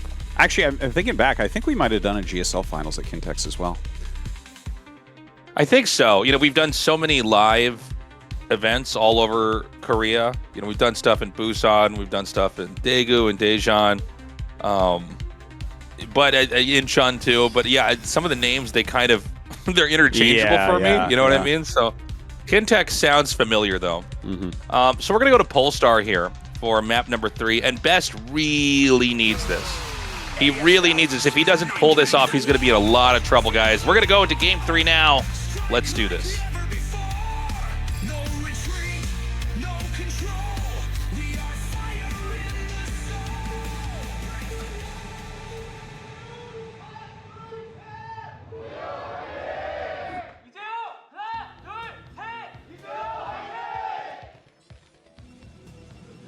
Okay, Best here in the top left, Light in the bottom right. Cross spawns. Let's see what kind of game these guys are going to give us. We've had a lot of Nexus first in PvT over the past couple of years. Although I think Terrans have gotten very good at dealing with it. We have not had Command Center first, almost ever. But it would be a pretty strong move versus Nexus first. Although I do think that Best is... He probably Nexuses first less than all the other Protosses now. Is that correct? Yeah. Yeah, I would definitely say that that's correct. I definitely see him do it less than Bisu, less than Mini. Yeah. Well, Snow rarely does it too. I think Best actually does it a little bit more than Snow. I think Snow is so micro-oriented, he doesn't want to do builds like that as often. But, I mean, obviously everyone mixes it in sometimes. So, yeah, this would be a perfect opportunity for a Nexus first, though, since we are cross-spawn. Obviously, he doesn't know that, but that would be very, very strong in these positions. So we're going to see what kind of game it's going to be exactly here. And Best is once again going to go with the classical PvT opening, going with the gateway and scouting after that. This is probably the best opener to learn if you're trying to pick the game up, by the way, as a Protoss player. Nexus first is tempting, but it's like really hard and all the rules are different. And as far as Light goes, I mean, let's see what kind of game he wants to bring us here. You know, is this going to be a 2-factory again? I think probably not, but, you know, he's had success with it so far. That would actually be an insane mind game to try to go 2-fact. But it would be even harder here. Like, guys, realistically, Best should have won the 2-factory game. Light got it. Yes. Mistakes were made. Light got lucky there. Light knew. He was like, oh, this is not going well. And he needed the mines to connect. So I think that would be an insane mind game, but I don't think Light is going to go for another 2-fact. It's like you picked up a single win in best of 7 with a 2-fact. You're pretty happy with that. Yeah, I mean, excuse me. It's definitely, it would be pretty mind-gamey to do that, but you're right, 100%. That rush should have been held. I mean, Best basically made, you know, the biggest mistake you can make, you know, in any kind of early game PvT is to step into mines. You really, at the highest level, you have to just not take damage from mines. If you take some damage from mines with Dragoons, you're probably just going to lose. It's really hard to deal with. One of the more difficult things in the game is just making sure that you don't get hit by a single mine. But if you do, it's brutal. It really does matter as well, of course, what kind of follow-up. If it's just like you've laid a few mines and you've gone like factory armory, it's like, okay, well, eating a mine or two isn't going to end the game. But when it's a push, if they're doing some sort of 2-factory, whether that's before or after Command Center, that's where it can really, really hurt you. And, you know, obviously he ate those mines big time. Now, this is a very, very fast Nexus, before range or anything, but there's no punish that exists here for Light. Like, this is, in these positions, very, very safe, and in fact, Light is just going to go ahead and throw down his Command Center.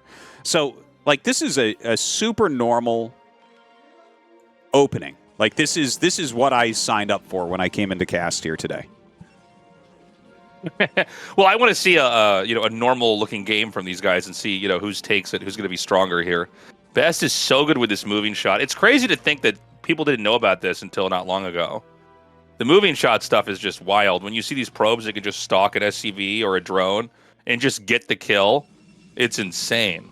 Yeah, it's very frustrating to play against as well. I have to add in there. There are games where I don't get to scout my opponent, and I'm like, this. Yeah. And I let them know every time, I'm like, do you think that this is fair? Do you think it's fair that I literally can't scout you? It's insanity. And, you know, when you don't know what they're doing, do you take the risk or do you play safe? Well, I think in a situation like this, you just got to kind of play like you know what they're doing. You can't, if you're trying to play safe against Best, I guarantee you that's how you lose. Now, look at this. This is a proxy starport. Second time we've seen this from Light. I'm so not surprised. I'm so pleasantly... I feel so good about seeing this because the fact that Light points out that if you don't do damage to Best early, he's almost unbeatable. And we're seeing him non-stop. 2 factory, followed by proxy starport, followed by proxy starport. I love it. I love to see this. Yeah, it makes sense. He needs to interfere with Best one way or the other. And, honestly, mid-game Vulture drops are pretty hard to deal with as Protoss. You don't have a ton of Dragoons. You're kind of balancing this anxiety of being rushed right at the entrance of your base, and then also being afraid that you could be dropped. It's one of the trickier parts of the game in the matchup if that drop is coming. And so what Light's trying to do is generate the look of like maybe this is like a 3 factory and like he's just on the outskirts and eventually more tanks and vultures are going to come. But the reality is that he's going to send these vultures up into the drop ship and try to go in that way. And the idea is that Best is forced to pool all of his Dragoons up here at the front of his base, and then his natural and especially his main are going to be really exposed. Exactly. This is a build that Mind was using earlier. Yeah. It's just like, it's a very smart play. You show the Marine tank Vulture, which is like a normal pressure, and it disarms the Protoss. You don't look at that and say, well, a drop is about to hit. And that's the whole point of it. But the thing is, people are starting to use this a fair amount. So now you might look at that and say, oh, a drop's about to hit, which is where 2 factory play comes back in, where they get back into drop position. Now imagine if he came up with 2 tanks now. He'd instantly kill these 2 goons. He'd cancel the 3rd. He'd do a lot of damage. So there's a lot of rotation there. But here comes the drop, and Best is pretty darn ready. Yeah, it looks like he's going to try to lay a mine here. He just has to be careful to not lose anything to that mine. That mine is put down. Dude, this is pretty god tier. Crushes He's going to kill the drop ship. I mean, what is this, like maybe 4 probes were killed? Yeah, nothing. The drop didn't even pay for itself. It did not. And look, he's going to send this observer down here and just clean this up. That's the one thing that could go catastrophically wrong is, let's say, he forgets about that later on and needs to send a Dragoon there and he loses all of his workers. So nicely done. The starport is going to be picked up and sent back home. And I got to say, Best is looking so clean, so on top of everything. He's taking out all the mines on the map. He was absolutely prepared for that drop when it came in. He's going into Robotech as well. Wouldn't be shocked if we start to see the mass shuttle play that he was tinkering with in Game 2. Based on these openers, this is the absolutely 100% perfect opportunity for Best to do a bust against 3 base. This is exactly it. By the way, he started floating that away and then sent it back, the starport. So it looks like he wants to try another drop. I think Light was starting to analyze the situation. He's like, oh, I'm actually really far behind here. Did no damage, everything's slowed, and now he's going to scout that as well while it's blinking. I mean, this is awful for Light. No, it's so bad. The funny thing is, I think drops are so scary to deal with early on, but if you hold them, the game's actually pretty easy. He actually is forced to cancel that, and now this is going to lift off. So, I mean, Light is just in a really bad spot. We've got probes being cranked out at all of these Nexuses. Best is just looking to be in great shape. Barely even takes a scratch over there. Yeah, he really is stomping right now on poor Light here. Light has gone up to 5 factories. Okay, he's got his academy, so he's just trying to figure out what's going on. He scans, and he's actually, this is funny, the Citadel gets built right under the scan right there as well. This is what you almost don't want to see as Light, I would say. You scan and you're like, uh-oh, he's playing standard. This is going to be Best with 1 million billion units. I feel like I can see the future. Best is going to do a bust against Light trying to take 3 days. I was literally going to say the exact same thing. I'm like, I think we got a bust coming here. If we were ever going to have a bust in a game, this would be the one. It's Terran taking a late 3rd base. The drops haven't really done much of anything. We're going to have Best take that 4th base. It looks like it's going to be over here in this corner. Over at 9 o'clock. And if Best does what he's already done, he's going to sit on 4 bases, take a super late 5th, and just max out and run through there. And it seems so simple what he's doing, but I can't emphasize how good he is with this. Brood War, you can only select 12 units at a time. The units are notoriously hard to control, right? Things kind of bump into each other.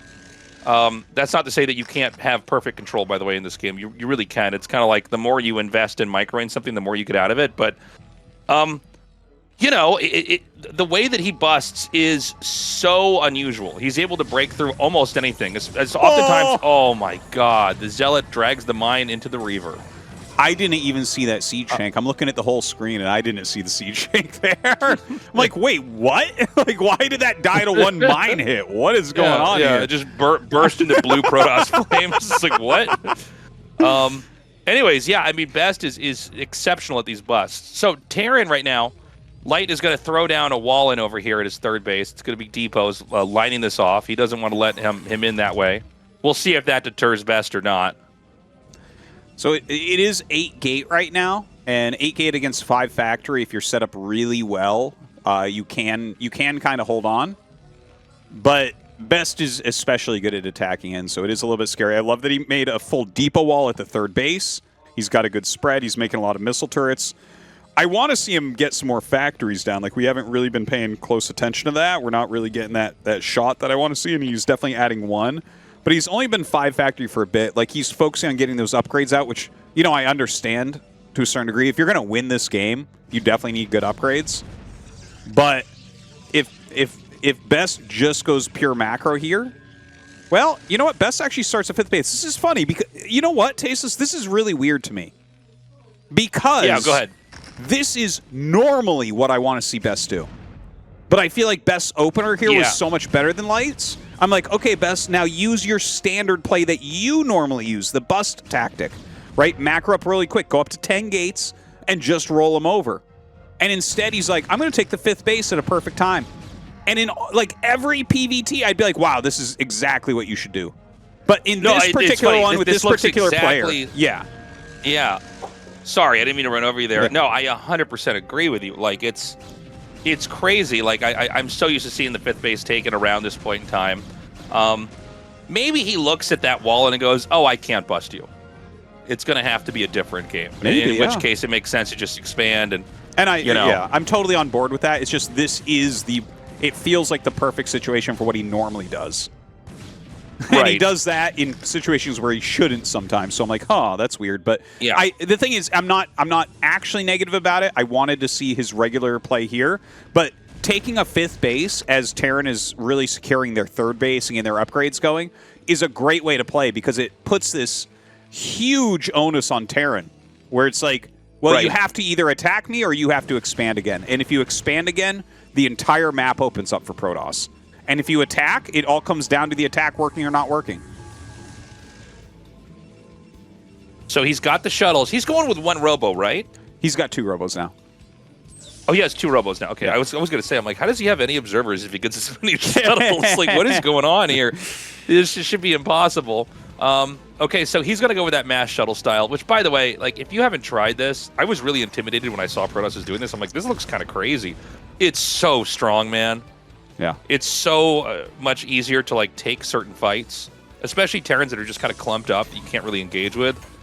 And you could, of course, Psystorm, drop Reavers, drop Zealots on stuff. It's good. You can even fly into the main if you want and do something crazy there. A lot of times it's bombing out during an attack, getting those Psystorms off as well. Very, very important. But Light is playing this just right. Well, this part's kind of weird, but, you know, just kind of like mega turtling. Because the one thing that this style can't do is actually kill Terran. Like, it battles really well, it keeps Terran back, it harasses Terran, it slows Terran, but if you're set up with mines, missile turrets, and good supply and a nice spread, like, mass shuttle style never kills you. You're basically invincible. Yeah. So, but the thing is, if they get, you know, if you're sitting there just turtling and they're doing damage to your economy and stuff, like, you're gonna lose. It's just not via them killing you. You're gonna lose through mining out. Yeah, you know, it's kind of funny. Like, I think the best way to play this if you go mass shuttle is to take the other 2 mans, which is sort of always a goal in PvT. It's not like that's a special concept, but I think it's mandatory to take the 2 mans if you're going to do the mass shuttle style. Because you're 100% right. You're not going to kill Terran most likely with this, but you are going to win a lot of fights on the middle of the map. No longer, like, what the position Terran's setting up here, the shuttles just ignore. Like, right now, if you just had Zealots and Dragoons, you'd have to kind of hack and saw your way through this. Here, you just dump units right on top of this. And he picks off and they just can't do anything. Yeah, picks off some of the shuttles on the way. Luckily, he didn't have his SCVs up there yet. He was waiting to set everything up. because this is like a very common thing, like delaying that 4th base off. Really well done, because he delays the 4th and he's taking his own 6th base. You need this 4th base. Like, Light's already made his decision. I'm expanding. We're playing a longer game. He's not trying to attack, and he's having a terribly hard time getting his economy expanded. He's got to get these storms off. If he can blanket this with a couple of good-sized storms, gosh, I feel like he should just get some Zealots and unload over here. It's just tanks. Dude, this is so annoying. I think Light will finally be able to get up there. There's like, it's going to take a minute for the additional units to come up. Yeah, I was going to say he needs to bring some of the bottom spread of tanks up to the north, because he has to get this base mining. You know, like, the 4th base has to be mining. You have to start to push towards center. You have to think about that 5th. I think the 5th will be to the north of this. In fact, this game, I think Light should split the map. I don't see any sort of attack timing coming up, and because Best took top right, if he does a strong push up towards top right, I feel like that might actually be the best move Light can make here. Okay, he's going to move in again. This is going to be really hard to deal with. The Templars are going to drop right out here. The storms are gorgeous. Oh my god. Oh my god. It's insane. He clears out pretty much the entire top. I would not be surprised, by the way, if this goes on for several more minutes and Terran loses. Like, this is kind of... This is exactly the kind of situation you want to be in mass shuttles, is you're just, like, fighting over a 4th base and they can never really get up there. Remember, if these shuttles weren't here, he could put 5 tanks on the high ground, turrets and vultures, and Protoss cannot attack that for the rest of the game. Yeah. But because it's the mass shuttle style, it's just so hard. I mean, sure, you can make a bunch of turrets, but, you know, the turrets might all be targeting different shuttles, and you know, the shuttles, each one is not holding anything of major consequence, right? I mean, usually it's just Zealots and Templars, and as long as you unload some of that, you're fine. Yeah. Best has played this very, very well. Finally, this 4th base, rather, is going to be up. But there's not like an attack that's going to open here. He actually just needs to think about a 5th base and making sure he gets 3-3 in EMP. You know, that's kind of like the next stage. You can't just unsiege and go attack across the map, because Best will just massacre you. Right, and he's even continuing to drop up here. I mean, this is doing quite a bit of damage. Doesn't feel like Best has enough, though. I mean, this is kind of a small trickle of units that are coming out here. Light with some great micro basically fishes those Zealots away. And I gotta say, yeah, I think Light's basically pushed through here. He's done it, so to speak. He's gonna get this 4th base, and there's really only one more base that Terran can take, probably for the rest of this game, and that's going to be 6 o'clock at the bottom center. Terran on 5 bases, you almost can't kill his Protoss. Like, you know, some of these games, I think I learned this from you, Artosis, but isn't it like 18 or like 21 minutes and 30 seconds the Terran's natural mines out or something like that? Oh, yeah, I don't have the exact time on that because it has to do with SCV saturation, but like, yeah, when it takes this long, you do have to think about that 5th base, because the main's gone, the Nat's about to be gone, and when the 4th base took this long, you had really heavy saturation in your 3rd for a long time, so the 3rd is going to be like half size right now. And if you don't, like, as long as you have, let's say you get up to 3-3 in EMP for Terran, if you have 2 mining bases, the game is playable. If you have 1 mining base, the game is not playable. So what you have to do is you have to stay ahead of your mine out rate. So, like, if they ever show us some mineral patches, we can, like, give you a better adjustment on the time limit for this. But, like, right now, yeah, those are still actually pretty healthy. Those are still pretty healthy, the 3rd. So he has a little bit of a window here to play with, but he just has to make sure that he stays on at least a couple mining bases. Uh-oh. I love the drop-in over here. Gonna get the Psy Storms off. Oh, God, these SCVs are looking so juicy, but instead he's gonna storm the tanks in the back. I guess he just realizes, like, he can probably come through and bust this. I kind of forgot about this position entirely down here. We've been so focused on the top right, but yeah, this is a vulnerability for sure. It seems like there's enough that can clog this entrance up that the Dragoons can't really do anything other than damage stuff on the outside. By the way, bottom left main is being taken, and it's going to be filled up with gateways. That's almost... So Best is doing it, man. That's almost the killing move, is taking bottom left. Because you look at this, that's how Terran never wins, is all 3 main bases are taken. You need to eliminate one immediately. Immediately. Oh, my God. SCV massacre. Oh, my God. All right. This is where you know as Terran that there's no coming back. Yeah. Well, you know, it's not only like he's not going to survive some of these attacks, but like the whole map's been taken. Now that Nexus at the bottom left is going to finish, all the key locations Protoss need are there. And the Protoss doesn't even have to come in here with a killing blow, even though that may be happening right now with this command center. The reality is, like, Terran's going to eventually mine out and will never be able to push across the map. And Terran hasn't even really been on the map since the drop. Oh, man. Well, that's something that can happen. If you do a drop and it fails, your factories are later. You know, to get a starport and a dropship and the add-on, that costs more than 2 factories. So it's like, yeah, you don't have as many units. You're not going to line up any good attack timings. Yeah, GG. He just taps out. Best takes that. He smashes that one. You know, it just came down to blocking the drop really well and playing a solid macro game. And that's the risk you run. You want to do damage to him early on? Well, you're sacrificing some of, you know, your mid-game punch potential to try to do that. And if you get the damage off, okay, great. If you don't, the game might look like that. Yeah, Light looking a little bit distraught after that game. That's one of those games that leaves you with a very hopeless feeling as the Terran. You know, the Protoss is just kind of on top of you the whole time, and you're never able to push or do anything. You know, he just has so many gateways, so many shuttles, Dragoons, Templars storming everywhere, Reavers dropping. I mean, it was almost like it was They Are Billions or something like that, or he's just like trying to build out and like take a small territory, and then the waves come in and wipe him out.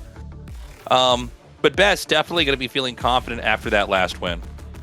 Yeah, he's kind of in his groove now. That's more of the type of game that Best is good at playing and is kind of looking for here. So very, very well done. I am surprised he didn't try his normal bust, honestly. But the thing is, I don't like that about his play, his busting style. Like, I'm normally pretty critical on that. So I do want to just make sure people realize I'm not saying that he played poorly. I actually think he played a better PVT than he normally does there. It just wasn't the style we're so accustomed to seeing. Yeah, great game from Best. Oh my God, look how young he is in this picture, man. That's so wild. Funny, yeah. 2008 OSL. That was the year I moved to Korea. That's crazy. Yeah, that's when he played July Zerg in the finals. Yeah, I remember that. Did I go to that? No, I guess I didn't go to that one live. No, I didn't. There was. Who did I see? I think I saw Jadong versus Fantasy live. There's somewhere you can see me eating a hot dog in the audience. There's this very unflattering shot. I remember that. There's just like it turns and there's just me like sticking a hot dog in my mouth. It's like ew. There's just this one American guy just in the audience eating a hot dog. I'm a complete stereotype. Yeah. Can't help himself. Yeah, I can't help himself, man. So anyways, we're going to go to map 4. It's going to be on Eclipse. This should be a good one for Best. I think this is a tough one for Terran. There's a lot of ways to skin this cat from the Protoss' perspective. And it looks like we're ready to hop into it, guys. This best of 7 continues on. Remember, the winner of this series is going to the finals of Season 19 of the ASL.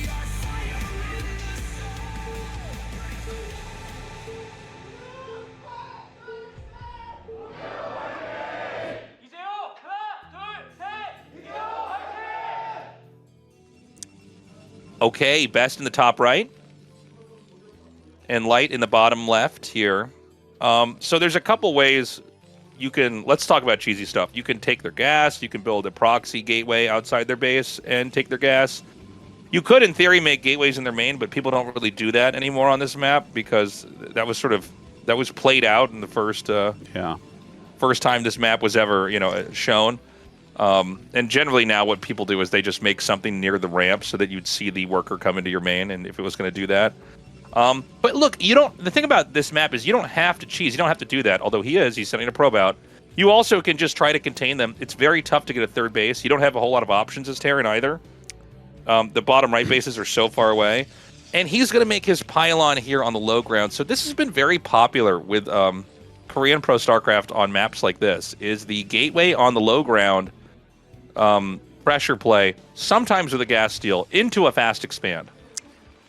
That's the best way to play it. Because the gateway will be so far forward here, it basically makes it that as your barracks finishes, so like if you, and by the way, we should probably see 10 racks here.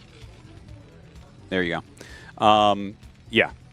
That's actually a little metagame shift, because what this probe timing does is if you build the barracks with the SCV that made the depot, this comes in and blocks it. And because you need the barracks right there against Zealot pressure if there's like a proxy gate, because that's the most microable position by far. So like basically every Terran now, like someone came up with this like a couple months ago to just cancel one SCV. So you lose about 6 seconds of SCV mining or making time, which is almost half an SCV, to get this down on time in position. So it just makes you a little bit more robust. But anyways, when the gateway is in that forward position, if you want to expand, you actually have to go down and make a bunker like right as the barracks finishes, because the Zealot just gets there so quickly. And then if you do that, you know, they oftentimes run by and there's a ton of micro that goes on. It's a bit annoying. It's like you can play against it, but just that position, anytime they make the gate in the main, I'm like, why are you doing that? Just make it here in the front, and it screws up Terran timings like immensely. Yeah, it's funny because we don't generally see gateways as parts of wall-ins in any other, PvT matchup. Obviously, we see it in PvZ all the time, but it stops the counterattack so much more easily just having that up there. And look, the Zealot gets there like 3 seconds earlier. Like that does make a pretty big difference. I've seen counterplay from this where they'll try to throw an engineering bay down at the where the Nexus would be made. I don't know if we're going to have that this time around. The first Zealot's here, and the whole idea is that the Marines and SCVs have to defend against this Zealot, and if they don't, the Zealot obviously is going to get in there and get kills, but the gas, it gets reclaimed so late, and so he just now killed that Assimilator. And you don't know if he took the gas. I think here you probably assume he did not, because you really want to just get your expansion up as quickly as possible. Great micro here from Light. Best pushing in really quickly with the Zealots, and getting good damage on them. But that was an excellent hold by Light. That was excellently done. Yeah. And you can see he's still making some Marines as well. He's making sure... Ooh! Loses a couple extra ones there. But I don't foresee him losing any more SCVs, which is kind of the more important part of this. Yeah, a good scout. It's always worth it to send the Zealots in. He's going to send this next one in here now.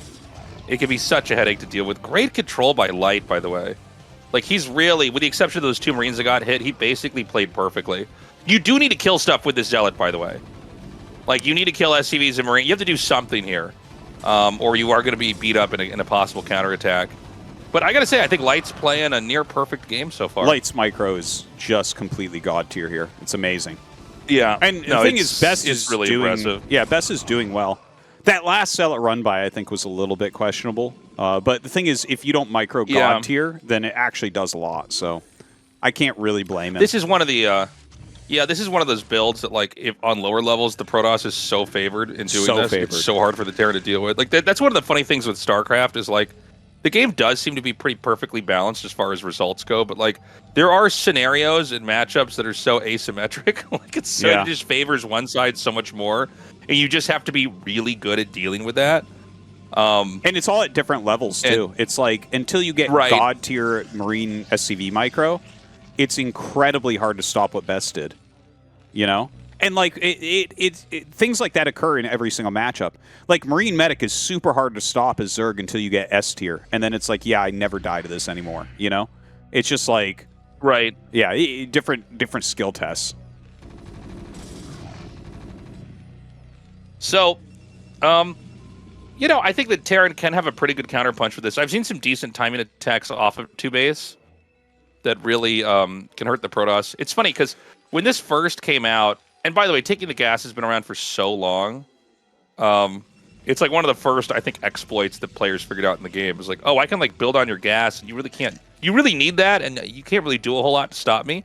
But I do feel like at the highest levels now, this is sort of, it can be a bit formulaic, right? Like, Terrans are so good at handling this that it kind of tends to not put them in such a perilous position later on. Yeah, when it first popped up, it felt like the game was over. When it first, 100%. First started getting done, I was actually like, okay, this isn't even fair. Don't do this. But like, yeah, at this point, everyone's been in largely in thanks to Eclipse, the map Eclipse itself, because we've played on this so much, and it's just like. Gas Steal definitely is good for Protoss to do, but, Terrans do know how to play from it. You kind of, like, bank your minerals a bit more. You go into kind of a more macro-centric play here. I think Light is doing everything correctly. You know, he's got the 2 factories. He's not planning a push. Because if you try a push here, like a counter push, the thing is, that's one of those things where at lower levels, like you're going to get a lot of value out of that. At these higher levels, if he tries a push here and it fails, Best runs away with the game. Oh, yeah. But if he plays this more macro-centric approach, he goes up to 5 or 6 factories, then he's got options where it's like, okay, well, let's check, you know, maybe do I have an attack timing? Probably not, so let's take a third. And then you just kind of start playing it out from there and give yourself more options. Quick scan here in the main. He did see... Is that Dragoon range that's finishing? Or was that air weapons on the cybernetic score? Feels like you would have Dragoon range by now, right? No, I think he cut it to get the robot more quickly, right? It was all Zealot pressure early. Okay. And then no, you're right. Robo. Okay. And, yeah. One thing to note is, okay, he cancels the eBay. He doesn't have +1 going, or the last time we saw the armory, he didn't. So definitely a big mistake there. Big mistake. Yeah, no, I mean, the whole point of getting that armory out is to get that upgrade. Now, he's going to know there's an armory here because he sees the Goliaths. And here's going to be that 5 factory tummy push. I do feel like this is one of the best follow-ups from a gas steal, is to try to come in here and smash him with that. Best is going to go for Reaver Tech here, and he needs to get some more gateways. 3 gateways versus 5 factories is not going to cut it. Even with good Reaver control, you got to really be careful. I think a 6... No, I'm sorry, that's an eBay down there that's being made, but... Yeah, I mean, right now, the push that's going to be coming from Light is looking pretty scary. Well, Best should go up to minimum 6 gates. You know, he's got 3 right now, but, you know, if he goes up to 8, that's where you kind of have to transition this build into an expansion for Light's side of it. And so, yeah, I mean, this is kind of the back and forth parts of how this goes. It's like, okay, how heavily do you want to defend this? How heavily do you want to commit to the push as Terran? Because the thing is, if you're going to expand or you're going to push, this portion of the game basically looks the same for Terran. Yeah, he's starting to stretch out on the map. Excuse me. Those gateways are finishing up here. And he's going to go ahead and finish the little turret ring around his base. He doesn't want any, you know, shuttles flying in there and dropping him.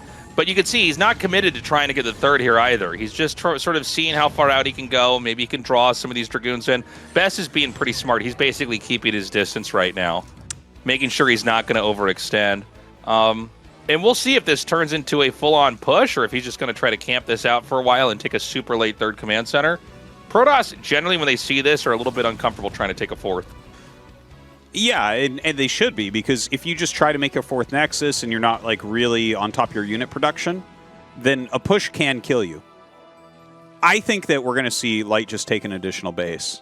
I don't think that this builds into a push that's going to win this game. He is scanning for observers a lot, and you know that's something he does to try to make it look even more like he's going to push, whether he is or not. Oh my God! Oh man! You got to be careful about that. Yeah, Goliaths with Ranger, no joke, man. They will take that shuttle out. You can charge right at the Reaver and not be afraid, because those shots are comically long in distance. And now Light is going to loop around. He already used this trick, I don't know that... He already used this trick Yeah, I don't season. know. Okay. Best is going to come down here and try to stop this. He's going to run right back up the ramp. A lot of Dragoons getting wiped out over there. Zealot legs are going to be really, really key for trying to hold this, but I don't think he has them. He's mostly Dragoons right now. Slow Zealots coming in, bombing on top, and will draw a lot of fire into those tanks. And that is game. That is, you will never, ever see a victory from here from the Terran position. And the thing is, Light already tried this. If you go 5-fac and lose all the tanks, it's so bad. Yeah, it's super, super over, especially on Eclipse, because taking your 3rd base, like, you need so many units, it's crazy. And he doesn't have a standing army right now. So Best has 100% won this game. You know, Light, I guess he'll stay in here and see what he can make happen, but realistically, it's nothing. Yeah, it's going to be an easy game from Best here, from here on out. I'm sorry, is there no observer here with this army? I keep seeing... He's like using every technical move to take out mines besides just getting detection here. He's like dropping Reavers and picking them up and sending Zealots in. Yeah. Anyways, he's going to take this 4th base. Yeah, I mean, look, had Terran played a different game, it might be, maybe, for lack of better words, a more interesting position. But right now, this is pretty winning here for Best. Now, what Light probably has to do is slow this game down dramatically and just sit and try to max out. Well, I think that this was really a throwaway game for Light. Eclipse is like the hardest map in the pool for Terran. It's just so, it is so difficult, and he just. The thing is, trying to push around that side, that's what he did to come back against Tyson. Like, Tyson, remember Tyson had him dead? And then he just snuck around that place and got the free win? Do you remember this from round of 24?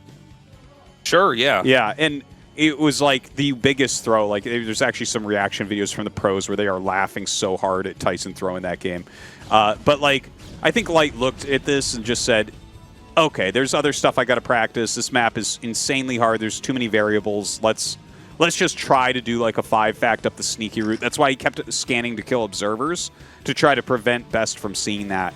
But Best was 100% ready. And the thing is, there's no way to slow this down. It's just the surface area going towards the third bases on Eclipse is so gigantic. So you, like I said, if you're going to take a third on this map or you're going to attack, your build looks the same in the beginning. You need 5 to 6 factories to secure the third. Look at the supplies. 185, 121. You're not able to hold. If Best attacks, he's going to deal so much damage. Whether he kills him or not, it doesn't matter. He'll kill so many tanks, it gets even worse for Light. Okay, he's going to come in here for the bust. And, I mean, this is a 195 supply Protoss to a sub-130 supply Terran with 4 shuttles. And shuttles always make a bust even harder to deal with because you're able to spread and hit so many locations. There's a lot of mines, though. I mean, a lot of these zealots could die to the mines before anything really happens. He's flying right up here into the middle. Reavers are unloading. Storms are being littered over here in this area. He lost like 20 zealots to those mines, Tastosis, and he still just crushes through. Just crushes through. He's going to try to get up here. If he can take out, what's on the low ground, which he's basically done, and just fight his way up onto the ramp, he can force the command center to lift. That's going to be a GG. Very straightforward game. Best playing, I think, a game on Eclipse we've all either played or seen 100 times over. Absolutely. You attempt that 5-factory push down through the small side there. You need it to be undetected. And Best was smart. He actually, before the first 2 observers were sniped, he had an observer watching that path. That observer pulled up once he lost the other observers. But as he was chased back, he sent the observer to check the ramp, and he saw the units go down the ramp. So, he saw this coming. It was right before this moment that he had sent the observer and saw the units sneaking. So he just brings everything into position, and it's like, yeah, look at this, 125 to 97 supply. There's some mines here as well. He sees them. He drops on top. Just routes it so quickly. Yeah, beautiful push in here from the Protoss. Best showing a lot of patience. He really knows when it's time to attack and when it's time to run away. And I do feel like sometimes that's the hardest thing in PvT for Protoss is am I supposed to just go for it, or am I excuse me, am I overextending? Yeah. Well, greatly done there from Best. Our games haven't been quite what I thought they'd be. I guess Polestar was the closest to the normal game that we're expecting, but we're getting into, that was Eclipse, our only other 2-player map, so mostly big macro maps left. Some support here for Light and the signs in the audience. I think we got a break. Is that right? Yeah, we do. Okay. Guys, we're going to go to Dominator after this break. We will be right back. 이 에너지 드링크는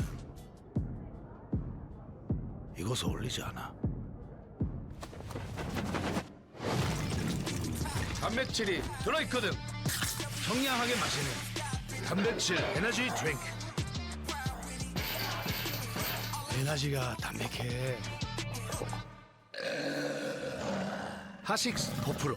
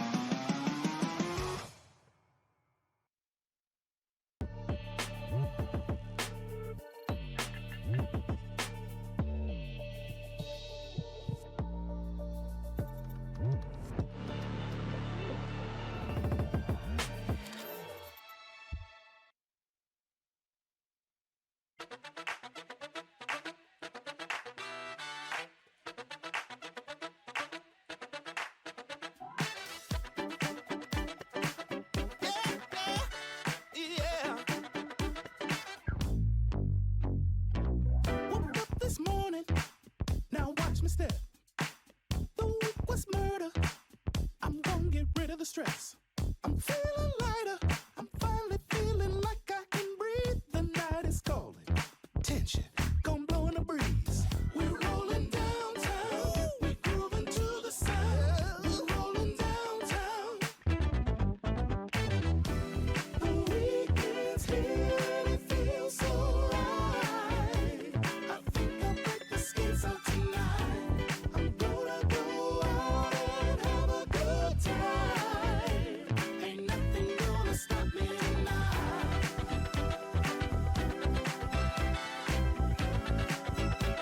Ain't nothing gonna stop me tonight.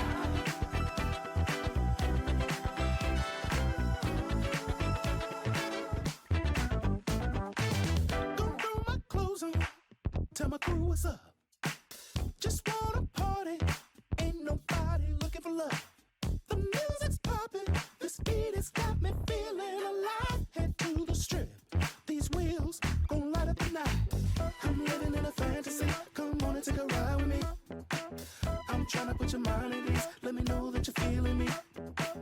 I'm living in a fantasy, come on and take a ride with me. I'm tryna put your mind at ease, come on and get down with me. We're rolling down, grooving to the sound. We're rolling downtown. The weekend's here and it feels so right. I think I'll break the skins out tonight. I'm gonna go out and have a good time. Ain't nothing gonna stop me tonight. We're cruising by the city lights. Can't wait to break the skins out tonight. I'm gonna go out and have a good time. Ain't nothing gonna stop me tonight. It feels so right. Ain't gonna stop me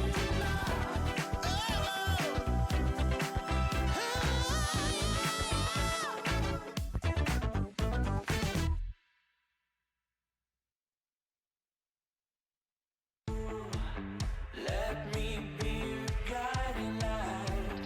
Let me be the sun that shines. Let me be your home.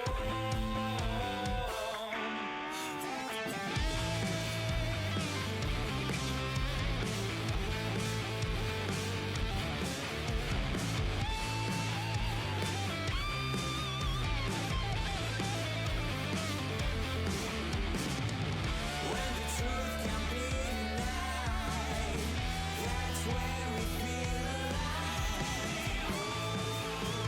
Let me be your guiding light. Let me be the sun that shines when the world feels cold.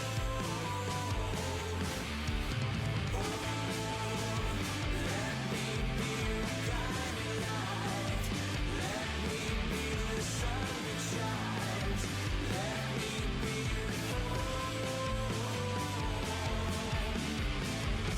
We're not alone.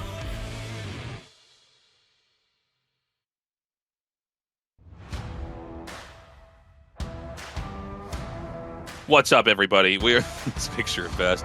What's up, everybody? We are back. We're ready to go into our next game. It's tied up 2-2. Best is starting that reversal. Effectively, at this point in time, it's like we're starting a best of 3. We need 2 wins from one of these 2 players to find out who's going to be going on into this season's finals. And I think these next 2 maps are definitely the opportunity, I guess, for Light. I think the Metropolis is like a hard-to-predict map. We have some weird stuff that can happen there. But we're going to go into Dominator here, then Radeon. Radeon is our really most standard map. But Dominator, I think the early game, early mid-game, the first things Protoss does and the first drops that they're using, maybe their first recall, that type of stuff is really scary. But after that, the map gets small kind of quick. So, I've seen Light win some really strong victories on Dominator. If he can get into a 4-base position, Terran clogs the map pretty badly at that point, if you can secure that 4th base. So, I think Best is going to have to play pretty sharply.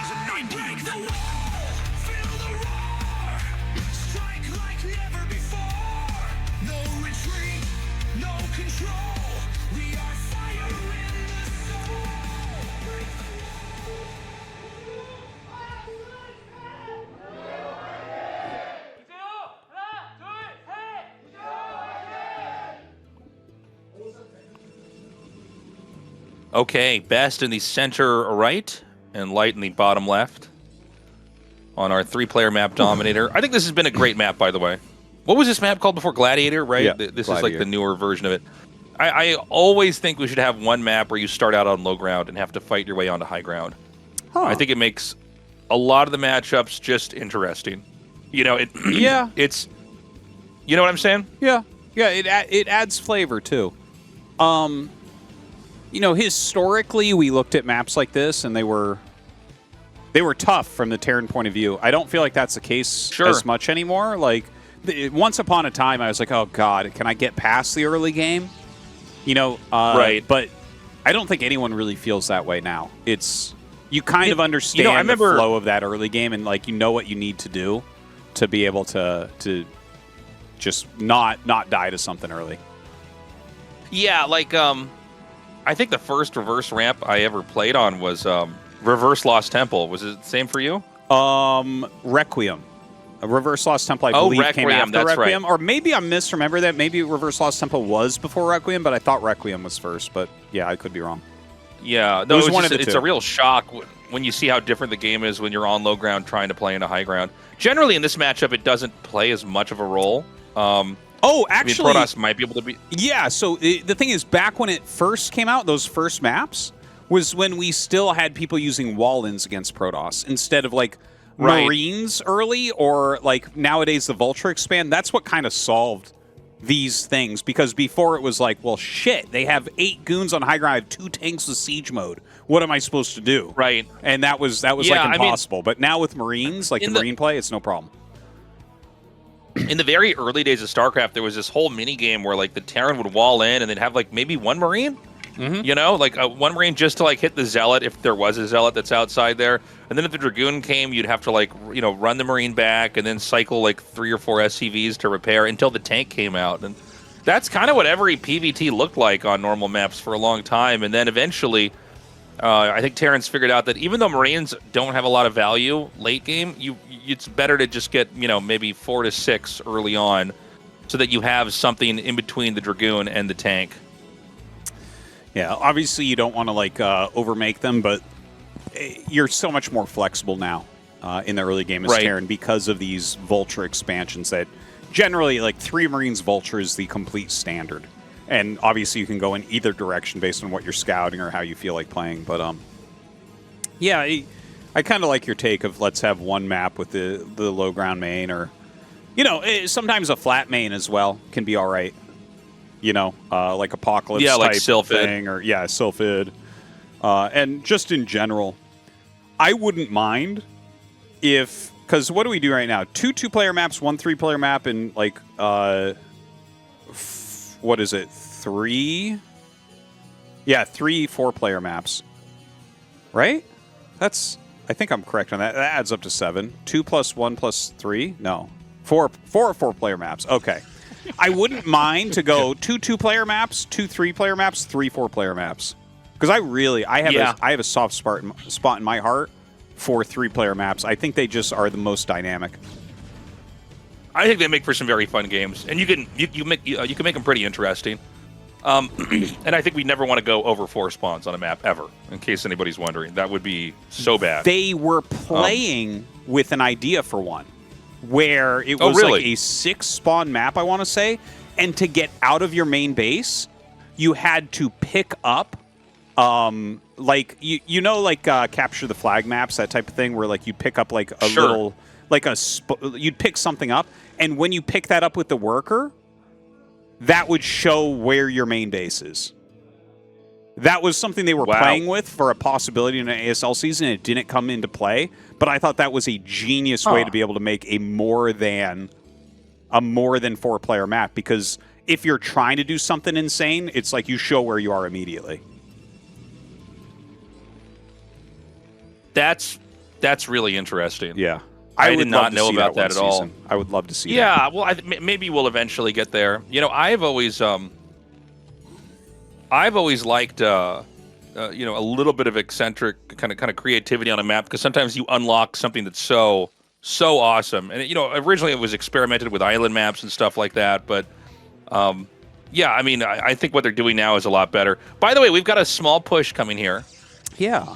And it seems like Best is pretty well positioned. This would be low ground attacking up into high ground, which is very, very favored for the Protoss here. Yeah, I don't think he'll actually do the push. I don't see like a really great reason to do so. Does he have 4 Marines or 5? If you have 5, you might be able to do it. But like, the thing is, generally when you see the one tank come out with the Marines like this, it's an escort to get mines down. It's just to make sure, because if you try to do it with only vultures, nowadays every Protoss knows when mines are finishing and they rotate goons towards their third base to deny the vulture. But as soon as you show Marine tank, they can't do that. So it just allows you to get the mines down and make sure that they aren't taking a Nexus before 6 minutes, 20 seconds, whatever. So he just heads back. And it's a classic PvT right now. I mean, it's definitely one we've cast a million times before.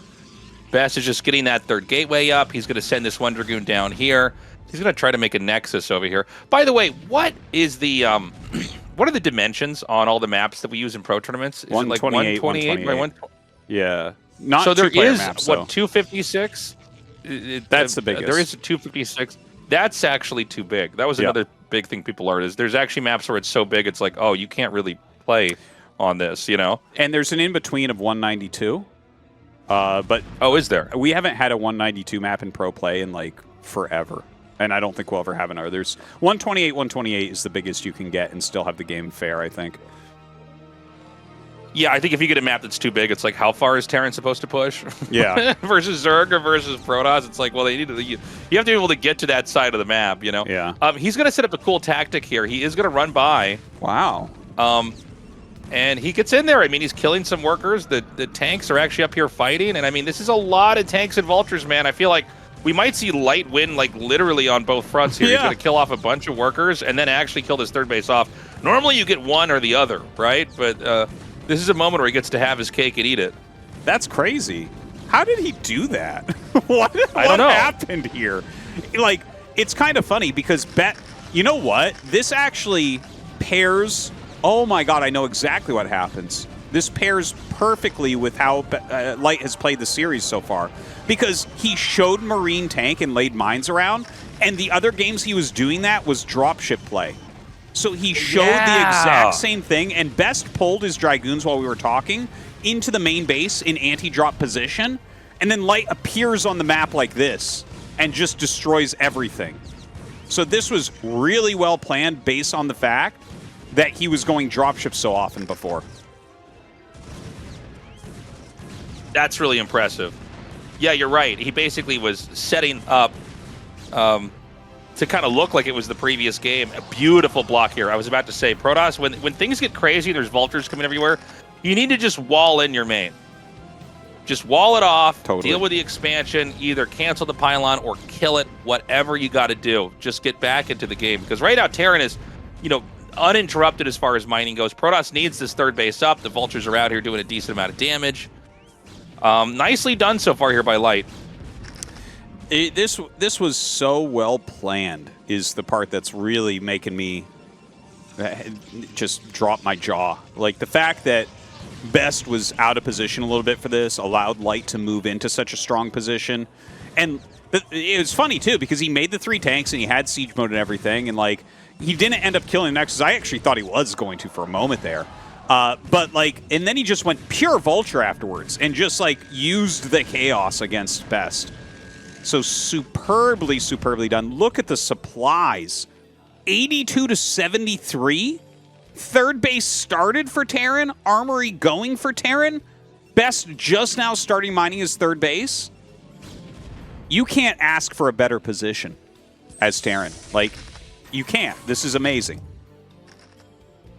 Yeah, I mean, he hit Best right when he was probably the weakest. He's trying to set up his third base and, get his probes transferred over there. And, I mean, Best is sort of back and operating, but not after taking a lot of damage. I mean, that was a very, very uncomfortable game. And now we're looking at Light. He's taking this third base. He looks great. I don't see any real avenue that Protoss can take to try to interrupt this. Like, I don't think he can just run up there and take out that third base at all. He's still being pretty defensive, and I think that makes sense. He had so many vultures run into his base. So I'm giving this one to Light, at least for where we're at so far. He looks pretty heavily ahead. And I got to say, I like that Best just threw down the fourth. You're going to have to take some sort of little risk here. So taking the fourth base immediately, and in fact, dude, he's only on 5 gateways and he added his second robo. I actually think this is good decision-making from Best, because, you know, you get into these spots, and it's like, well, you have to take some sort of risk. So he's playing a little bit greedy, a little bit more tech-heavy, and if he can get Light to kind of stay back for a little bit, he might be able to recover with a strategy like this. I think Terran's going to go up to 4 bases uninterrupted. It's going to be a real uphill fight for Best if he's going to win this. More vultures are coming across the map. He's going to send these back. Oh, that was weird. He actually picks one up. So all 3 vultures are going to get inside the base and actually kill off some of these probes. Again, you know, it's these little cuts, these little paper cuts that Best is suffering over and over and over, and so many workers are getting killed off here. I think Light's going to hit a 3-base timing attack here. Yeah. I think he's going to get up to 9 factories and just, like, do an attack that is absolutely unstoppable. So let's see, 1, 2, 3, 4, 5, 6, 7. Starport on the way. Yeah, if you get 2-1 going, you get 9 factories here, 3 add-ons. Like, it is hard to imagine Best ever holding that. And Best is not even ready for Psystorm, you know? It's like the perfect opportunity to hit a 3-base attack. I know 3-base attacks are not generally that good nowadays. I think it's really all about the 4-base attacks right now, but this is 4 one base of those, and 2 base probably. Yeah, this is one of those situations where it's just like really difficult for Protoss to stop that because of the amount of damage he's taken. But we'll see how he goes. You know, he's defending really hard right now. He's got a lot of missile turrets, a lot of mines. He's not adding the factories too quickly. And there is the 4th CC. So you called it right there, Tastosis. This is going right up to that 4th CC. And it will be unencumbered. There's no way for Best to stop that. Excuse me. Yeah, I mean, we're going to go up to that Templar attack in a second here. And there's going to be the 5th base. You know, Best is probably better at recovering from these situations, better than anybody else in the world. But I do fear Light in this position. It just feels like he's ahead. And PvT is kind of a funny matchup because there's this period. You know, the Protoss is very strong early on versus the Terran, but then it just stops. You can't really touch the Terran for a long time. Like, they've got siege mode. They have their turrets up. They've got their 3rd base, and you're kind of just staying back, and it's almost like you're just trying to farm out as much as you can on the map and grow as much as you can and hold off this push that's coming. And that's definitely the position that Light's in right now. Like, Best can't touch him. Best is not going to be able to do any kind of bust here because he lost too many workers early on. They're basically even in supply, which is really bad for the Protoss. Protoss want to be about 20 supply ahead in a pretty even game. Totally. He's like, whenever you see supplies that close, Terran feels like they're dominating the game, and not in a way where it's like, oh, I'm just about to win, but it's just like Protoss can't touch you on even supplies like this unless you know there's like a lot of spellcasters or carriers or something like that. But yeah, this gateway-centric army is going to have a very hard time. Now, Light is moving out. One thing I'm watching during this, and I'm just sitting here just absolutely in love with what I see. Wow, he has a lot of units in there waiting for a drop. But the way Light laid mines, he put some mines in the middle, and then he put some mines in that top path. So he's just like watching. See, when Best tries to move into an area, Light will see it. Yeah. He's got great mine vision. So it's like, it's really hard for Best to move anywhere without Light getting really advanced notice.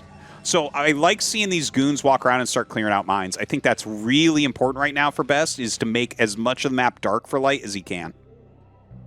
It's important to note that there is one other main, because it's a 3-player map, and it hasn't been taken, which means that all the gateways the Best have are in one location. And that's, you know, one... Are you serious? Okay, he's going to try to run away with this. I think it's going to die. Yeah. So the reason why that matters is that if Terran can just push at the natural and get siege tanks up there, he can then send a few tanks and vultures to the other bases and kill every base on the map. And when you get a Terran that's like got 3/3 for upgrades and they contain your natural, the Protoss cannot get out. That is very, very true. If you like, that's how you win most TVPs, is just containing the main base. Like if you get up to the Protoss natural, like that's why cross spawn is so difficult for Terran, is you just can't really get to the natural. It's too far away. But by the way, what Light is doing here, this is how you play this map.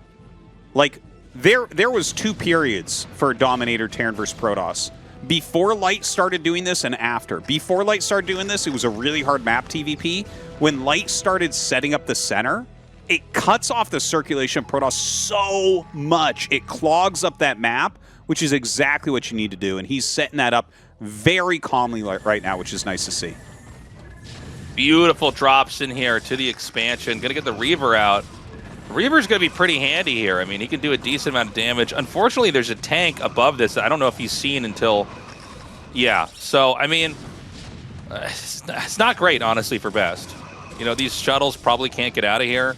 The SCVs weren't really killed, so you kind of just threw some supply into this and didn't get much done. Light is going to be maxing out in the next minute or two here, and that's where I'm really interested in seeing what's going to happen next. Well, he hasn't really gotten too much done. I do like the fact that Best has somehow gotten up to 6 base during all this. But Light on 4 base is going to feel completely fine with that. He's clogged the center. You can see, like, if Best wants to go somewhere, either you have to clear out the center, which is really gross to do, or you have to walk way around. And you can see Best, like, Light is pushing to the north. There's nothing up here. He's just chasing Dragoons. And so Best brings the rest of his army around, kind of catches up to these Dragoons. But now Light has to decide, do we continue on this path trying to kill top right? I feel like I don't think that's the right play. I think you draw this army back down, you relay mines in that area, you go back down, and you push directly across to the natural. If he tries to push up this way, I feel like he's so disjointed from everything else, it opens up possibilities for Best. Looks like we're going to have another drop come in here. I don't know what's actually at that 3rd base. Remember that if you get contained, like we were talking about, I thought it was going to come, but it hasn't so far. The Protoss makes 1 or 2 mistakes with their army that's not contained and the game's over. And we're getting to the point where the army right now for Protoss is becoming weaker with the Terran upgrades. You need to basically have a bunch of perfect storms. Here comes that push now. Let's see how the storms go. Ooh, nice ones. Yeah, it throws down some good EMPs here, though, which will prevent some more Psy Storms. That 3rd base of Light is compromised. Like, he's having a hard time there. But this push coming up to the natural Best, I don't know if he's going to be able to stop it before it gets into position. And if he gets in position, he kills the 4th base instantly. That's free. Another Psy Storm here. Right now, Best is trying to chip away. But, I mean, God, there's just so many tanks coming out here. And he's almost got that contain up here. Woo. Best is in a lot of trouble, Artosis. He is. He really needs to break that. If he can break this push, he's going to win the game. But if he can't, this is how Light wins, is this push exactly. We were talking about that earlier, where it's like most Terran versus Protoss wins, you get to the natural. And he's very close right now, but a lot of speed zealots are starting to come out. Best has a ton of gateways in there. Yeah, I mean, the fact that he got that 3rd base is huge. So he really just has to hold his push. More zealots are coming. I just don't see vultures here, man. Remember those storms? They took out so many vultures. The vultures would have been so handy if they could have just fought this. Dude, Light did so well at the beginning of this game, and his continuation was so good. Best has just fought himself back into the game. Like, not just back into the game, he's winning. He is now winning this game. How in the hell did he do that? Well, I mean, I think 2 things. First of all, this 3rd base, you know, he didn't respect the 2nd drop coming in here. Okay. And so, you know, and then the storms on the vultures. It was just tanks. Yeah. Just tanks ain't gonna cut it, man. You gotta have some vultures in there. So, I mean, when the speed zealots came out, you know, tanks can be their own worst enemy once speed zealots are at play, because they can run right underneath the tanks. The tanks will be firing at the zealots and also damaging the other tanks. And I think that's kind of what went down here. Now, Best is certainly winning this, or, you know, in a lead, I guess we should say. We don't know that he's going to win the whole game 100%, but Light needs to reclaim that the 3rd base that he lost, which he just now has, and try to play a solid game here. But the question is, you know, has Best moved too far past this to where all the pushing is going to be obsolete? It might be. I think Light has to arc upwards like on this red line that we kind of see that goes up to that other mineral only. He needs to kind of arc upwards and think about his 5th base up at like, 10 o'clock or something like that. Now, Best is actually going to attack into a super entrenched position. I don't know about this. This is not looking super good. Like, Light's spread here is insanity. He gets some of the tanks, but that was certainly better for Light than for Best. Yeah, I mean, that was a bad engage. This is one of the hard things, in the matchup when you're this late in the game is like, a lot, observers, even with the vision upgrade, a lot of times you don't see the whole army. So you'll like look at a situation and say, oh, okay, I can hit that. And then as you attack in, you go, oh, there's like tanks, screens and screens back from this. Yeah. And you end up losing most of your stuff. So you got to be very, very careful in those moments. Like that overextension there could allow Light to get back into this game. I love the DT, by the way. We need to see more of this. Just having DT sent out all over the map, the number of times Terran can't keep up with this because there's like one DT somewhere is insane. It is really, really difficult. And then you have to send units too. Look, he actually just scanned there twice. Like, that's, and he's got his vessels coming up. Okay, he does end up clearing that, but that does take some attention away from Terran. And, Protoss has so much income right now, definitely worth taking yet another base. That's probably the last base Best can realistically take in this game. Yeah, So, I didn't really think about that base at all. Now, one thing that could happen is, I don't know if it's going to be the case, but Best could like make a robo and start to drop that base from his new main that he's taken in the top left. Normally Terran can't expand that far out. So he's going to be just hammering this with drops. And yeah, this is going to be real hard to deal with. It looks like, okay, he does have enough energy. It's so funny. SCVs, you can really appreciate the extra hit points they have compared to drones and probes. When you just see them eat a storm, they just run right through it and all get away. Yeah. Oh, imagine if they couldn't, man. That would be so sad. Yeah, he's doing a little bit of harassment up there, but Best doing a gigantic attack at this 4th mineral-only base for Light. Light bringing his units up to try to block this. I don't think he ends up losing this. He's got just enough. And don't forget, he's on 3-2 upgrades right now. So that is super, super solid for him. Oh my god, a 9-kill Zealot. Dude, sometimes this happens, where it's like you were almost done cleaning up a drop, then another attack comes, and you look back, and you have no workers at a base from one unit. Whether it be a Zergling or a Zealot, or a single Vulture in TVT, I can't tell you how often this happens. Where it's like, oh no, that is a huge percentage of my economy gone to one unit. Well, Best is, I think he's safe for now, but Terran's about to wind up for another attack. This is what I was talking about. Just storming here over and over. There's not a whole lot you can do, to stop this. And so, really, it's like 4 bases for Terran, all of which haven't been mining consistently. I mean, Best's been very on top of this. Light, I don't know, does he have 3-3? Yeah, he does have 3-3, so he's about as scary as he'll ever be right now. And the Terran upgrades do scale better than the Protoss upgrades. That's why you have to have Psystorm to fight this. Well, he's trying to get into a nice position here, trying to take out this base, perhaps. It's not super valuable, but he's got a really strong army, a lot of siege tanks. He doesn't have that many Vultures. He doesn't have that many Goliaths. He doesn't have any sort of bank either. This base is so crucial. If Best continues to drop that base, Light's going to have a hard time affording things. Right. But Light is scary right now. No, he's really scary. He's going to hit this periphery base that we're looking at. Another drops. Well, hold on a second. Okay, he's going to actually just try to send his whole army out here. He's trying to clear a path to just have units run down there. And then he's going to drop this 3rd again. Dude, I love this. He's just going wherever Light isn't. Really smart. It's so smart. It's so hard to deal with. Look, there's going to be more Zealots running up here. And it's like, yeah, I mean, and you can see now the push has had to pull away. Now it's suddenly Light coming back and cleaning up the messes that Best is leaving for him. And yeah, I mean, at this point in time, Best can basically just play keep away forever. By the way, there are no other bases Best can realistically take here that are safe to have. Unreal. He's gonna save this base too, Artosis. Yeah, that's pretty crazy, man. God. Another Psystorm goes down. Light's supply, you can't drop this low. Best twice the supply, a bank, way more bases. Light is barely mining. GG is called, and Best takes the lead. Light. Wow. Look at that. That is just, I've never seen him so frustrated. I think he's just thinking, how the hell do I beat this guy? And Best played the perfect PvT. When Terran gets that strong, you just try to run around him and counterattack and hit other bases. Do not fully engage with that army unless you're 1,000% sure you can hit it. Use guerrilla tactics. Hit Storm from afar. Run back away. By the way, the first couple Storms generally won't feel like they're doing anything because the tanks aren't dying. But over time, all these tanks are damaged. It's unlikely Terran's going to be able to repair everything throughout the game. You know, there's only so many actions you can have in a minute of StarCraft.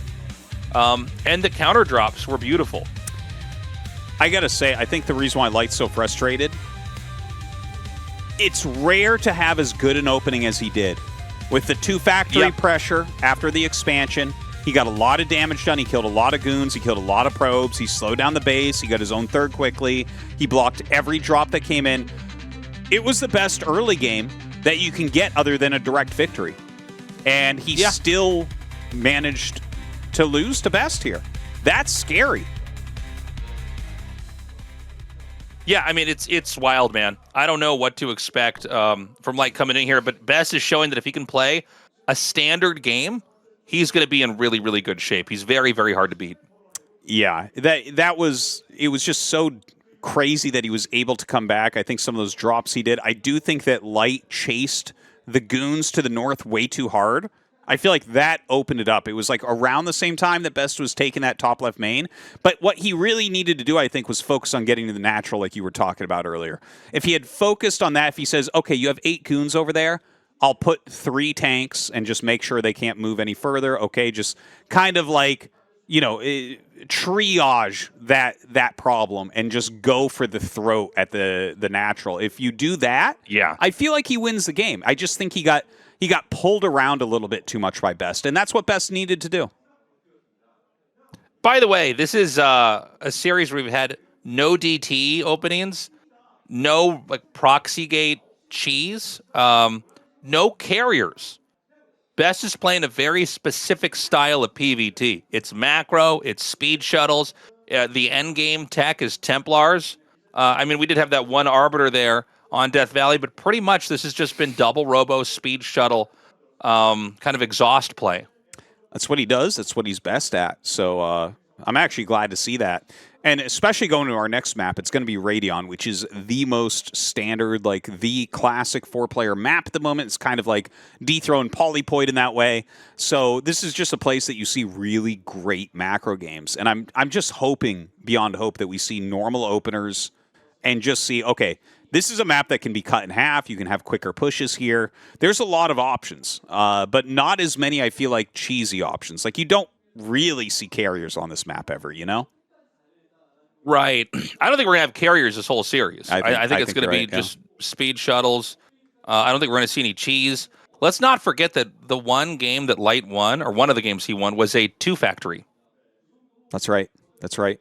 In fact, it's funny. If you look at the games he won, I'm like, well, Death Valley is just a wild map. And then you won with a 2-factory. Right. And it's like, oh, Best is Best is cleaning up everything else. He's pretty good at anything. I mean, you know, this is what 95% of PvTs are these macro games where you're trying to counterattack and you know, just run around, get as much of the map as you can. Best is playing a world-class game of it. And, you know, Light is one of those guys, it's almost impossible to ever imagine him losing or being outdone, but here we are. Well, you know, I'm hoping that Light can take this Radeon game and bring us to map 7. I think that would be absolutely optimal. Obviously, Best is on a sick heater right now. He's won the last 3 in a row.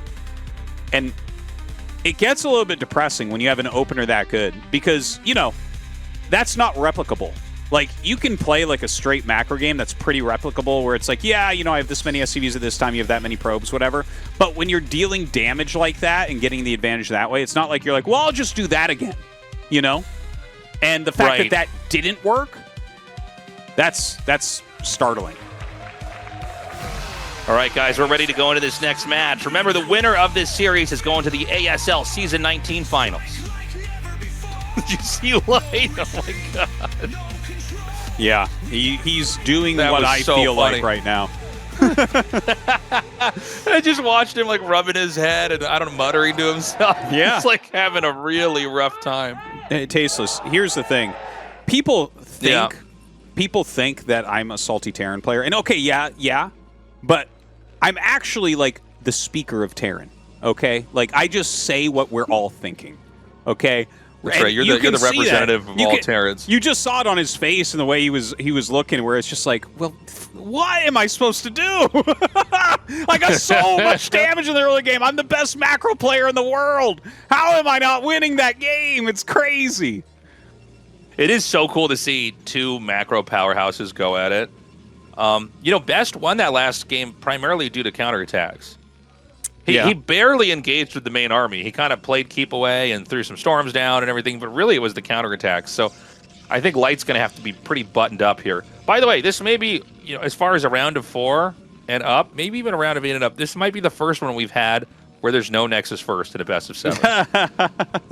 You know what I'm saying? Like, it's just, right. This is a very, very specific kind of PvT that we've got here. It's very old school, minus the shuttle tech. It's gateway and to scout. He's playing. In some ways, if you were to just show somebody this game and have them guess the year, they might guess before StarCraft 2. You know what I'm saying? Just looking at how the Protoss is playing. Oh, okay. Yeah. If you take away double robo, it's nothing too. Yeah. Nothing If too you just insane. look at the openings, it's very classic PvT openings here. The double robo obviously is hyper modern. That was like. One of the kind of crazy things that we got to see develop here in Korea, which was non-existent, before StarCraft 2, and I think, frankly, during StarCraft 2. It's funny. We have this. We've been following StarCraft our whole life, but the one blind spot we have, and I don't know how much StarCraft there was then, but was really, the launch of StarCraft 2. We did not follow StarCraft 1 at all. Our careers entirely were devoted to StarCraft 2. Yeah. And I heard there was definitely some dark times in that period, where the metagame for this matchup actually, during the StarCraft 2 era, became 100% Arbiter dominated, and a lot of that was from Best. Yeah, Best is like the guy that never left. He was your uncle Protoss that took care of you throughout all the tough times with your parents. No, it's funny. Like, there were a couple guys we never saw them in StarCraft 2 at all. Not even one game. They were like, "I'm good. I'm sticking with this." Very interested to see some players do that. I'm glad that both the StarCrafts can exist now. Yeah, and be fine. And I'm so glad that StarCraft 1 got remastered. It's funny. What is the key to change the graphics? Is it F5? Yeah. It's insane playing remastered and then hitting F5 and then seeing what the game looked like. So it looks worse. If you hit the F5 key, it looks noticeably worse. Like if you were to go and install because it's not a CRT monitor, right? Actually, I heard it's because the resolution has increased.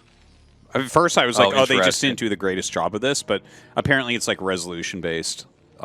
Someone told me that at least. But yeah, it doesn't look quite as good as the actual graphics. The actual graphics actually hold up reasonably well, whereas if you hit the unremaster key, it's actually pretty bad. Yeah, no, it's like unplayable on the not remastered thing. But it's funny too, because like when people came back and looked at it, all the time when I stream this on Twitch, people will say, "Is this the old graphics or the new graphics?" And it's like it's always the new. But if you go back to the old, it's like, whoa, yeah. This is such a downgrade. It's wild. So looking at this game, just a pretty standard Vulture expansion. A little bit of pressure coming out from Best. You can see he's going for that 4-minute Nexus again. He had done this originally on Deja Vu as well, so it's like pretty much the same opener. So as long as Light holds this, and in fact he's not going to lose that red SCV, he's going to hold it completely. So this is actually quite a better opening for Light. His command center is faster. Yeah, he took a little bit of damage on those SCVs. That was excellent micro from Best. Like he got a bit of the value back that he lost. Citadel! Wow. Crazy. Yeah. This is big. This is really big. Okay, so this is something that, oh, God, he's got to block this. If Light gets up there, man. This is going to mess up his whole build. Oh! Okay. Now, that having happened, if I'm Light and you just blocked my Vulture with 4 probes, I'm making an engineering bay. Yeah. I'm like, What are you trying to hide up here? Why are you doing that? Like, I understand you don't want it in, but, like, that's you being like, holy shit, I can't get that in. And look, dude, he went Academy. He went one factory Academy. Holy crap. That is not a build that you see. That is not a build that you see. And he's going to instantly pressure, which is very smart. Anytime you don't know what's going on, like, pressuring is really good. You can't just wait to scout it. A lot of information is gained in StarCraft via attacking. And, like, even sending this across map, even if you're like, you see 6 goons, and then you're like, okay, I sacrifice some Marines and the tanks get home. And you're like, at least I know. Whereas if you're just playing blind, anything could be happening. Right. Now, this is a DT drop. This is a very, the DT drop's always been in the game. I would say it's the rarest of all the builds we see that is, you know, within the toolkit of Protoss. But I think this is a pretty smart move. Keep in mind that, like, most of these games, Light has been all over Best in the early game. And it's up to Best to defend and get into the macro game he wants to play. If there's any corner cutting here from Terran, the DTs are just going to kill. Beautiful scan. He sees the DT drop coming. It's still going to be hard to deal with, but man, that could not have been a better time to scan here. Yeah. He's actually going to kill this, so don't be confused, guys. He's killing the scanner so he can remake it, because you can get a scanner faster that way. Brilliant move. It starts with 50 energy inside the scanner, so that's what's happening. That's not a mistake. And it only takes 25 seconds to make the scanner, so it's much quicker than waiting for energy to kill it and remake it. It's only certain situations like this that'll work in, though. So really beautifully done, and that's going to give him time to try to get some missile turrets up. But a DT hitting into the natural, this is a problem as well. This is really great. And he's... Wow. Yeah, this is excellent over here. He's just going to drop the DTs. He's trying to bait out a scan if he can, and just try to play keep away. The DT is doing a lot of damage, man, over at this natural. Got to be careful. That shuttle is extremely low on HP. I think and this is going to force out another scan. Yeah, he's just barely going to hold everything perfectly. The fact that Best sent this second DT is so important. He would have gotten 0 if he hadn't done that. I feel like here he really skill checked Light. A lot of Terran players would have had a little bit of panicking going on there. And in fact, look at this other DT, man. I think Best what's going on with his shuttle? He's just sitting there? Yeah. He's sitting just out of detection range, being annoying. But he should pull the shuttle back. He should really just go for that turret. Yeah. Well, I feel like, why aren't you bringing up your Goliath and just go kill that? It's making me crazy seeing this shuttle here. He forgot about it. I think they might have both forgotten, actually. Maybe. So he's going to go down to 6 gateways here. Pretty big supply block here for Best. He's been at 73 or 74 for a while now. Looks like a pylon just finished. Light hit one, too. He had to kill his own Marines to open it up. Yeah, I saw that earlier. Another scan here. Now, a lot of times the DTs parlay pretty nicely into Arbiter, but that can be a little bit greedy and hard to pull off. Remember that once you run out of scans, the DT will just drive you away. There's just nothing you can do. DTs do so much damage, too. They're devastating. Oh, my God. Bad rally. Oh, my God. He drops a Dragoon. This is so bad. Yeah. This is not looking very good right now. Light's going to push out. I don't really see that much here for Best. This is one of the things about DT drops, is the post-DT tech position is kind of flimsy. Like, you don't... It's very different from, like, the 3-gateway Dragoon with a third base, and maybe you're getting Reavers. That's, like, a much more... it's the worst rally ever. Well-rounded... Yeah. Well, he might lose this game because he's rallied 2 Dragoons through an army that's attacking him. DT comes up. Please attack. Ooh, good scan right there. Oh, my God. Okay, this game is over, I think. Does he have one more scan? Yeah, there it is. There it is. You got to make a turret. You got to make a missile turret here. If he had one more DT, that's the funny thing. Like, if you keep bleeding DTs, it gets worse and worse until it gets way better. Yeah, until suddenly you're like, I can hold the push. Yeah. But he didn't have the last one. He doesn't have time now. This game looks so over right now. This push, how do you break this with pure Dragoon? Just doesn't seem realistic. God tier push here. Yeah, I mean, okay, actually, that mind drag was insane. I think it still might not be enough, but he's going for it, man. Yeah, he just barely doesn't have enough units to do anything. Oh, God! I think we just saw him target his own mine, I'm pretty sure. Because that mine actually could have... If you blow up those 3 tanks, you actually are going to live. Yeah. But, yeah. He's going to try to drag these mines up here. 2. Okay, Best is going to have to tap out. GG Best, rubbing his forehead, realizing he really misplayed that. You know, it's hard when you do these rushes. Like, he probably has the gateway rallied into the main for the DTs. Yeah, I think you're right. But then it's like, okay, you actually ran at least 3 units right through that, including that last DT.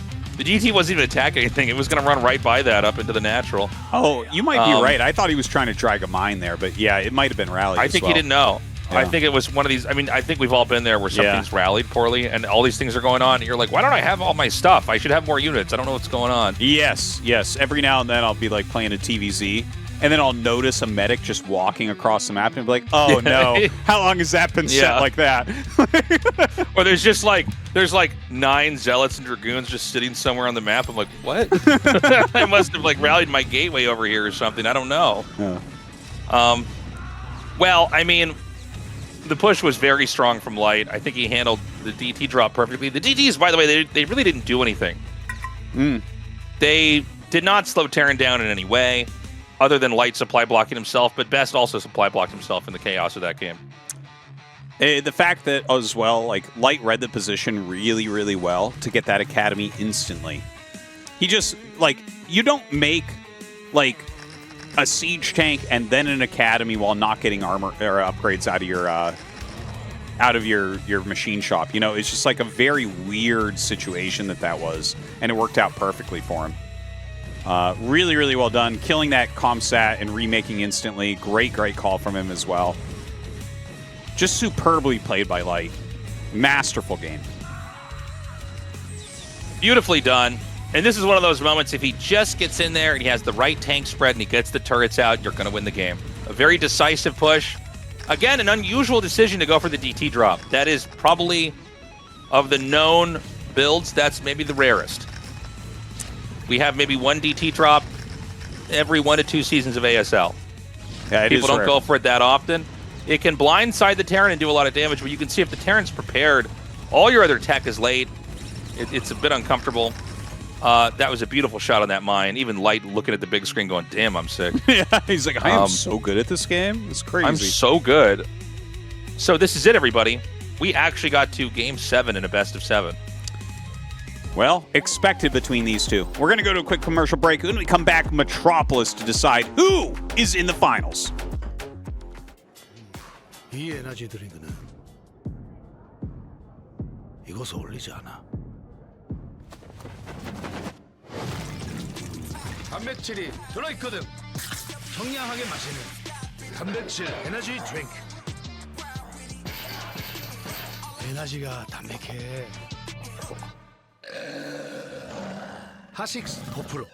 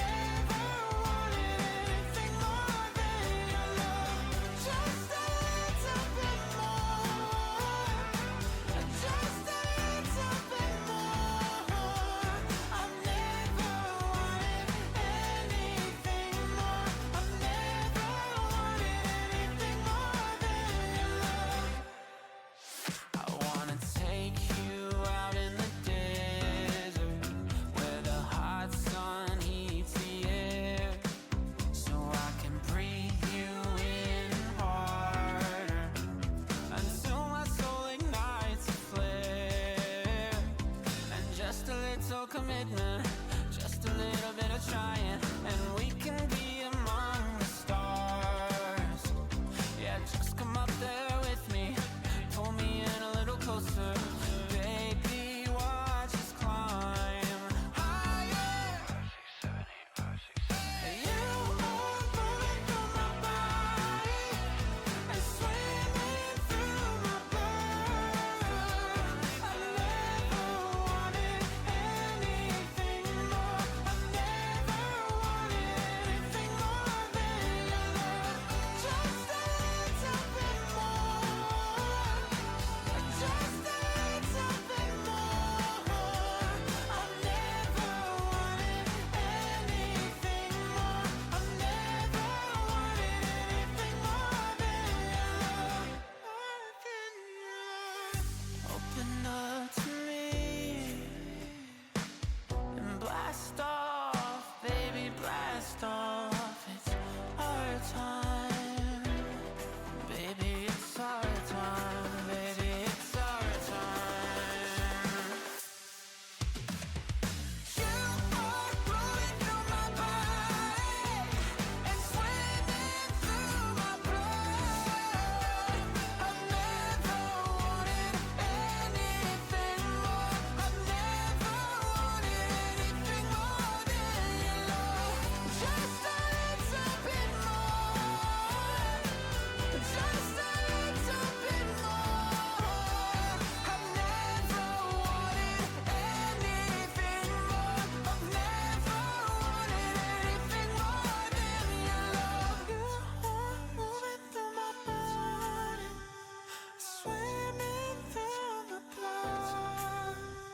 I never wanted anything more. Anything more than your love.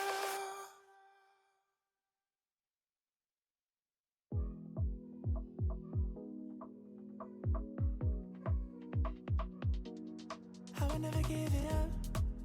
Oh, just wanna know you're loving, baby. I'll always want it.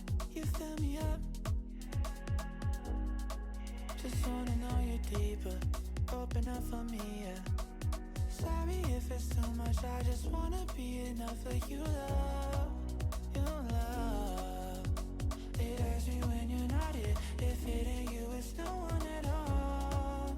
Oh, at all. I just need one more breath.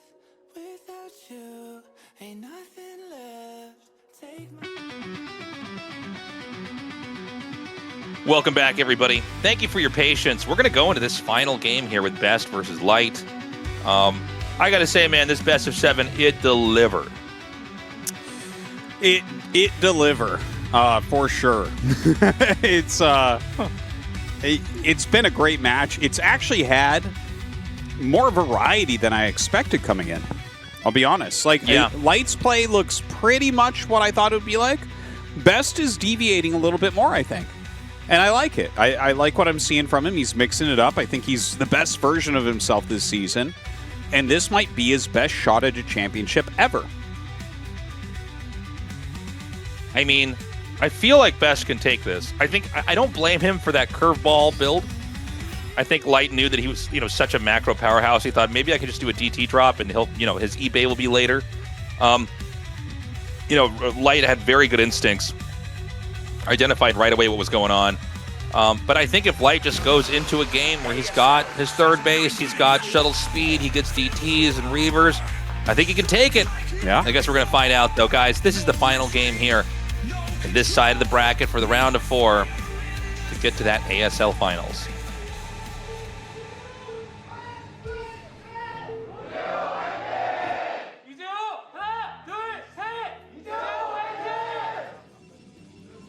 Okay, Best is here in the bottom left. Light is here in the top left. One more plug, guys. Consider signing up for the Patreon. We love StarCraft. We were devastated when we lost our ability to cast this in the studio. And it was sad because this is the game that kind of brought us everything. It made us the men we are today. And it's a huge part of our childhoods. And it was so important for us to just kind of carry the torch on with this game. Keep the history alive, keep the stories going. This is the game that started all esports. And so we've been so happy with you guys supporting us on the Patreon. It really means the world to us. Thank you so much. Yeah, thank you very much, guys. And if you know this many years of StarCraft has shown us anything, it's that the game just keeps getting better, and it feels like the storylines are actually getting better and deeper than anything I can really think of. I mean, I guess there are a few games that are old like this that have had the same group of pros forever. But, like, the pros in ASL were all pro in 2007. Okay? So, like, right. That's crazy. We're almost 20 years of these same players. So, like, we know these guys so well.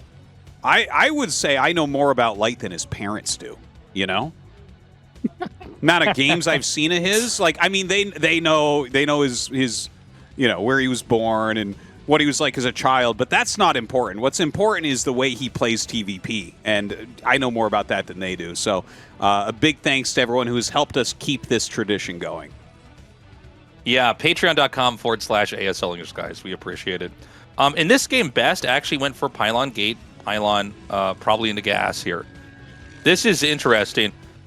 Again, we don't see this very often. I almost forget it's a build because I personally don't really do it. We don't have a lot of pro games where it happens, but this is just a slight alteration where you're going to have a few more probes. You can get a Zealot. You can also just get a Cybernetics Core. You know, in the very, very early days, like the first couple months of online play in StarCraft 1, this was one of the things people kind of debated when they were perfecting builds. Is it Pylon Gateway Pylon Gas or Pylon Gateway Gas? So it's interesting to see this approach here. By the way, the moving shot is so sick. Dude, this is so rough for Light. He's trying to zig and zag. That's the only way you can get away from a probe with moving shotting you. It's like you have to, like you're running from an alligator. You got to zig and zag so that it can't get that moving shot off. And he actually sent a Marine out. So unfortunately, this Marine was a little bit too far out to the side, so it can't get back for free. But yeah, like I think Light will still be okay here. Wait, what's his Sim City? Okay, yeah, that's a very, very nice looking Sim City there. But there's going to be two Zealots here very shortly. Can he get the SCV? Oh, he gets it. Beautiful hit. Only losing shields, too.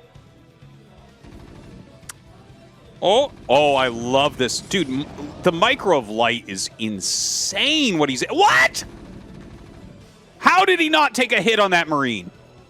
Craziness. It's crazy.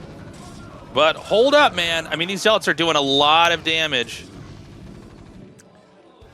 This is just becoming brutal. So the two Zealots and then the Dragoon, I can't talk right now, is going to be out in a second here. Oh. He's made a second factory already. Whoa. Wild. I think it's actually a good call. The map is kind of hard to play regardless, but in this type of situation where you know the build your opponent has done, where it's like, yeah, okay, he went 2 Zealots, he's going into Dragoon. You know, it's not like he's going to continue to be able to put pressure on me. And the thing is, this all looks normal from Light, and there's no way to scout that he's gone 2 factory. What a great call from Light here. Yeah, I mean, 100% from the Protoss's perspective, he's probably imagining a command center being built right now on the low ground. And, you know, it's kind of a beautiful thing, Artosis. This game this whole series may end how it started. You know, a 2-factory win from Light. You know, Light basically saying, I do not want to play a macro game against this guy. His counterattacks are too good. His macro's too solid. Even if I kill a bunch of his probes, he seems to bounce back so easily. But this Dragoon that's going to scout, this is big. Oh, my God. But he chases the Vulture. Okay. Great decoy there from Light. Yeah, the Vulture actually was really important, because if the Goon had gotten up and seen no command center, he could have done something drastic, like throw up 3 gates. In fact, he went 3 gate. Yeah, I think he's identified this is an attack. I think he might even want to get like a battery on the low ground. I mean, this is... every little thing you can add here makes a big difference. And by the way, if you hold a 2-factory push and you have your base up, it's one of the easier mid to late game plays from PvT. You're just like, you're fine. He's getting his observatory. The 3 gates are done. The push is going to come out here in a second.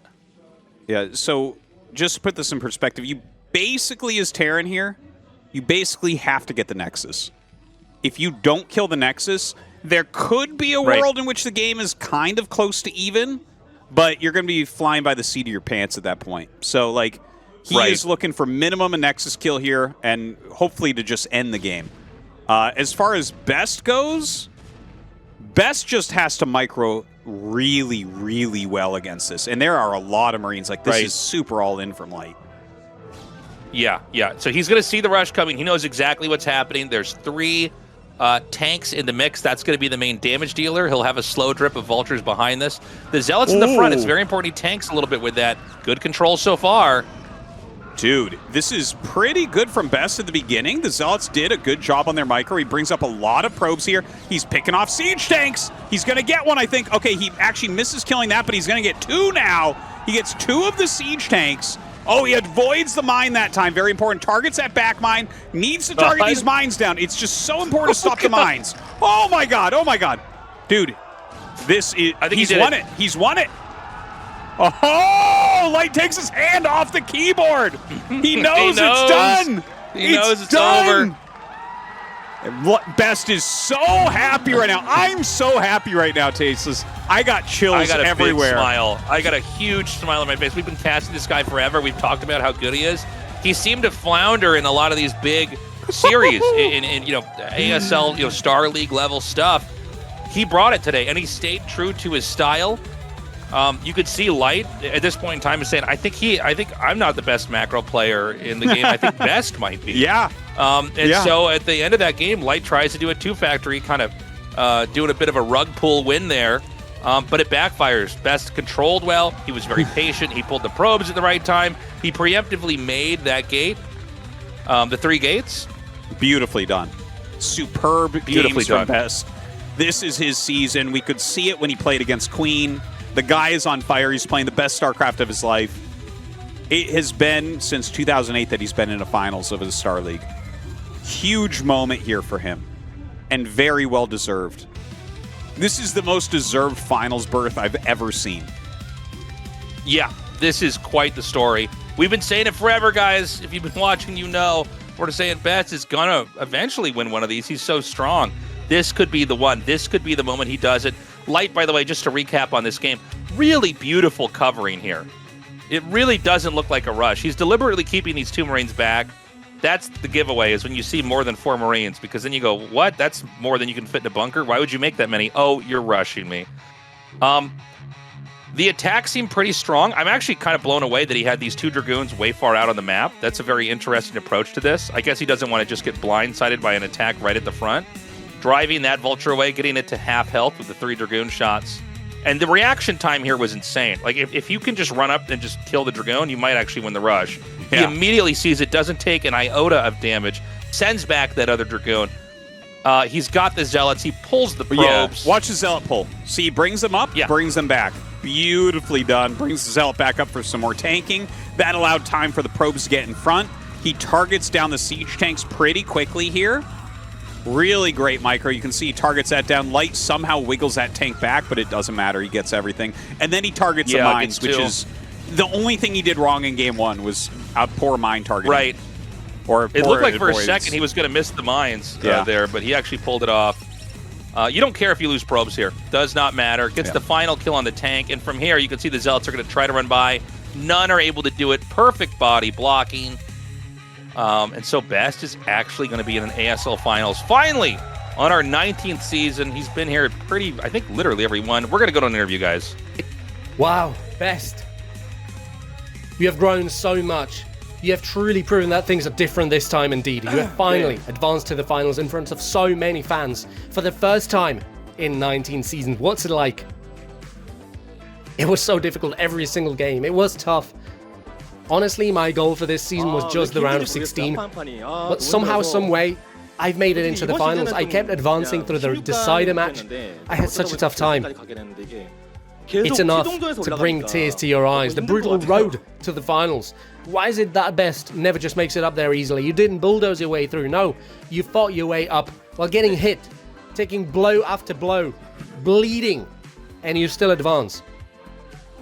You tell me. Normally, I would have faltered. But this time, this season, my spirit did not buckle. I'm so glad. So many fans are sending you messages of support as they're cheering for you. You move on to the finals and will face off against the winner of tomorrow's match. They're fierce players, they're tremendously skilled players, which will surely make this a tough burden to bear. What do you say? All throughout, especially this season, the round of 24, round of 16, round of 8, I was always the underdog. I will naturally be an underdog in the finals as well, but as long as I prepare well, I can win everything, I think. Honestly, looking at the results, I've gotten far enough. It would have been okay if I got eliminated here. I think if I do well in the finals, I might be able to win. How does it feel to make it into the grand final for the first time ever? Forget about the other questions for now. I just wonder, how are you feeling? Well, it's just a game. It is just a game, and yet it means so much to me. So this finals, the finals means so much to him. What he yearned for, what he never got to play. A finals that seems so easy to advance to for others. But this guy, he's been competing since season 1. He challenged for the finals 19 times as he finally advances now. He did not miss a single tournament. And more so than, well, even especially in this case, congratulations are in order. So many people predicted Best would be a contender for the title. That Best would advance. I just didn't want it to end. It really isn't such a big deal. I don't. All of those years, people made fun of me. I'm finally getting vindication. The wounds of getting eliminated last time in the round of 4 must still run deep. It's just the finals, and yet it just means a lot to me personally. I'll do my best in the finals. Right. He's had to put up with so much. He has been downtrodden, so this moment clearly feels special. If this is what he's feeling now, then whoever he faces in the grand final should be a doable match, should be a winnable match. Truly difficult opponents, Snow, and aiming for a 4-peat Sulky. It's time for you to get ready for the finals. What can the fans expect to see from you? What kind of a match? A word, please. Whoever advances, I will be outclassed by a lot. But if I prepare well, there's nothing I can't do, I think. As I was preparing for this season, preparing for the round of 4, I didn't want this season to end like this. Luckily, it was not the end. I will prepare one final time and win the championship. Got it. Once more, congratulations. We can't wait to see an even greater showing from you in the grand finals. And we hope that you get to thank your fans on that grand final stage. Best, congratulations once more, and we will see you in the finals. Congratulations.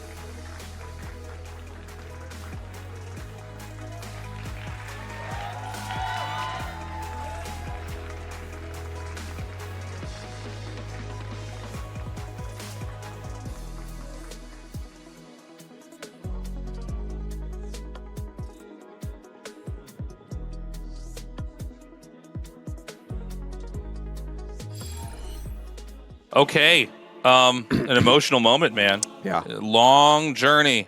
Not just this season, man. This has been a journey he's been on for over 25 years, guys. He did it. He's in the finals. Can he win this? I mean, this is the tournament where Sulky doesn't seem to be stoppable. Flash is probably going to be in the next season. If he can't do it in this finals, will he ever be able to do it again? It's a good question. I do got to say, like, I don't think Light would beat Sulky. That's for sure. Sulky's CVT is actually invincible. There's actually a problem there. As far as best PvZ goes, though, I think he played excellent games against Queen. I was saying at the beginning of the tournament, I valued Queen as the 3rd best player in the world at the moment. Like, I actually think he was that high. And, you know, in the round of 8, Best was able to end up beating him. So his PvZ is in great shape. I can't wait. And the thing is, don't forget, Snow is playing Sulky.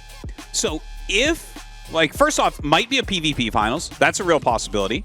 And both those guys are super deserving of a championship. Now, if it is Sulky, Best gets to watch Sulky against basically the best Protoss player in the world for a bunch of games. Yeah. So he has a That's very lot true. of stuff to study. I think that you cannot sleep on Best becoming this champion. God, that would be wild if we had a PvP finals. I hadn't really factored it in, but now that we already have Best here, it's like, well, I mean, Snow is probably the only guy that could beat Sulky. We haven't had a PvP finals since Snow versus Rain. We're going to be getting this one out to you guys ASAP. Snow versus Sulky. I've been super excited for this one. I don't think we're going to have... I think you literally can't have a better PvC than this one. Yes. We are going to leave the matchup fully understanding so much more. Yes, yes. And I hope that that is the case. I thought I'd go in tonight and learn so much about standard macro positions, and it wasn't really the case. There was a lot of build mix-up, and especially from Light, I guess, there at the end. I was not surprised. I was not expecting a second 2-factory build, but yeah, Right. Wild Series was a lot of fun. 7 games. We're just blessed this season. This truly is been a the great most season. entertaining season that we've had. 19 seasons. One of the better in. ones. Yeah, it's Yeah. Not It's all top seasons are 3. created equally. 100% is top 3, without question. Guys, that's all the time we have today. Consider supporting us on the Patreon. We love you, and we will see you in the next match in the round of 4. Bye-bye.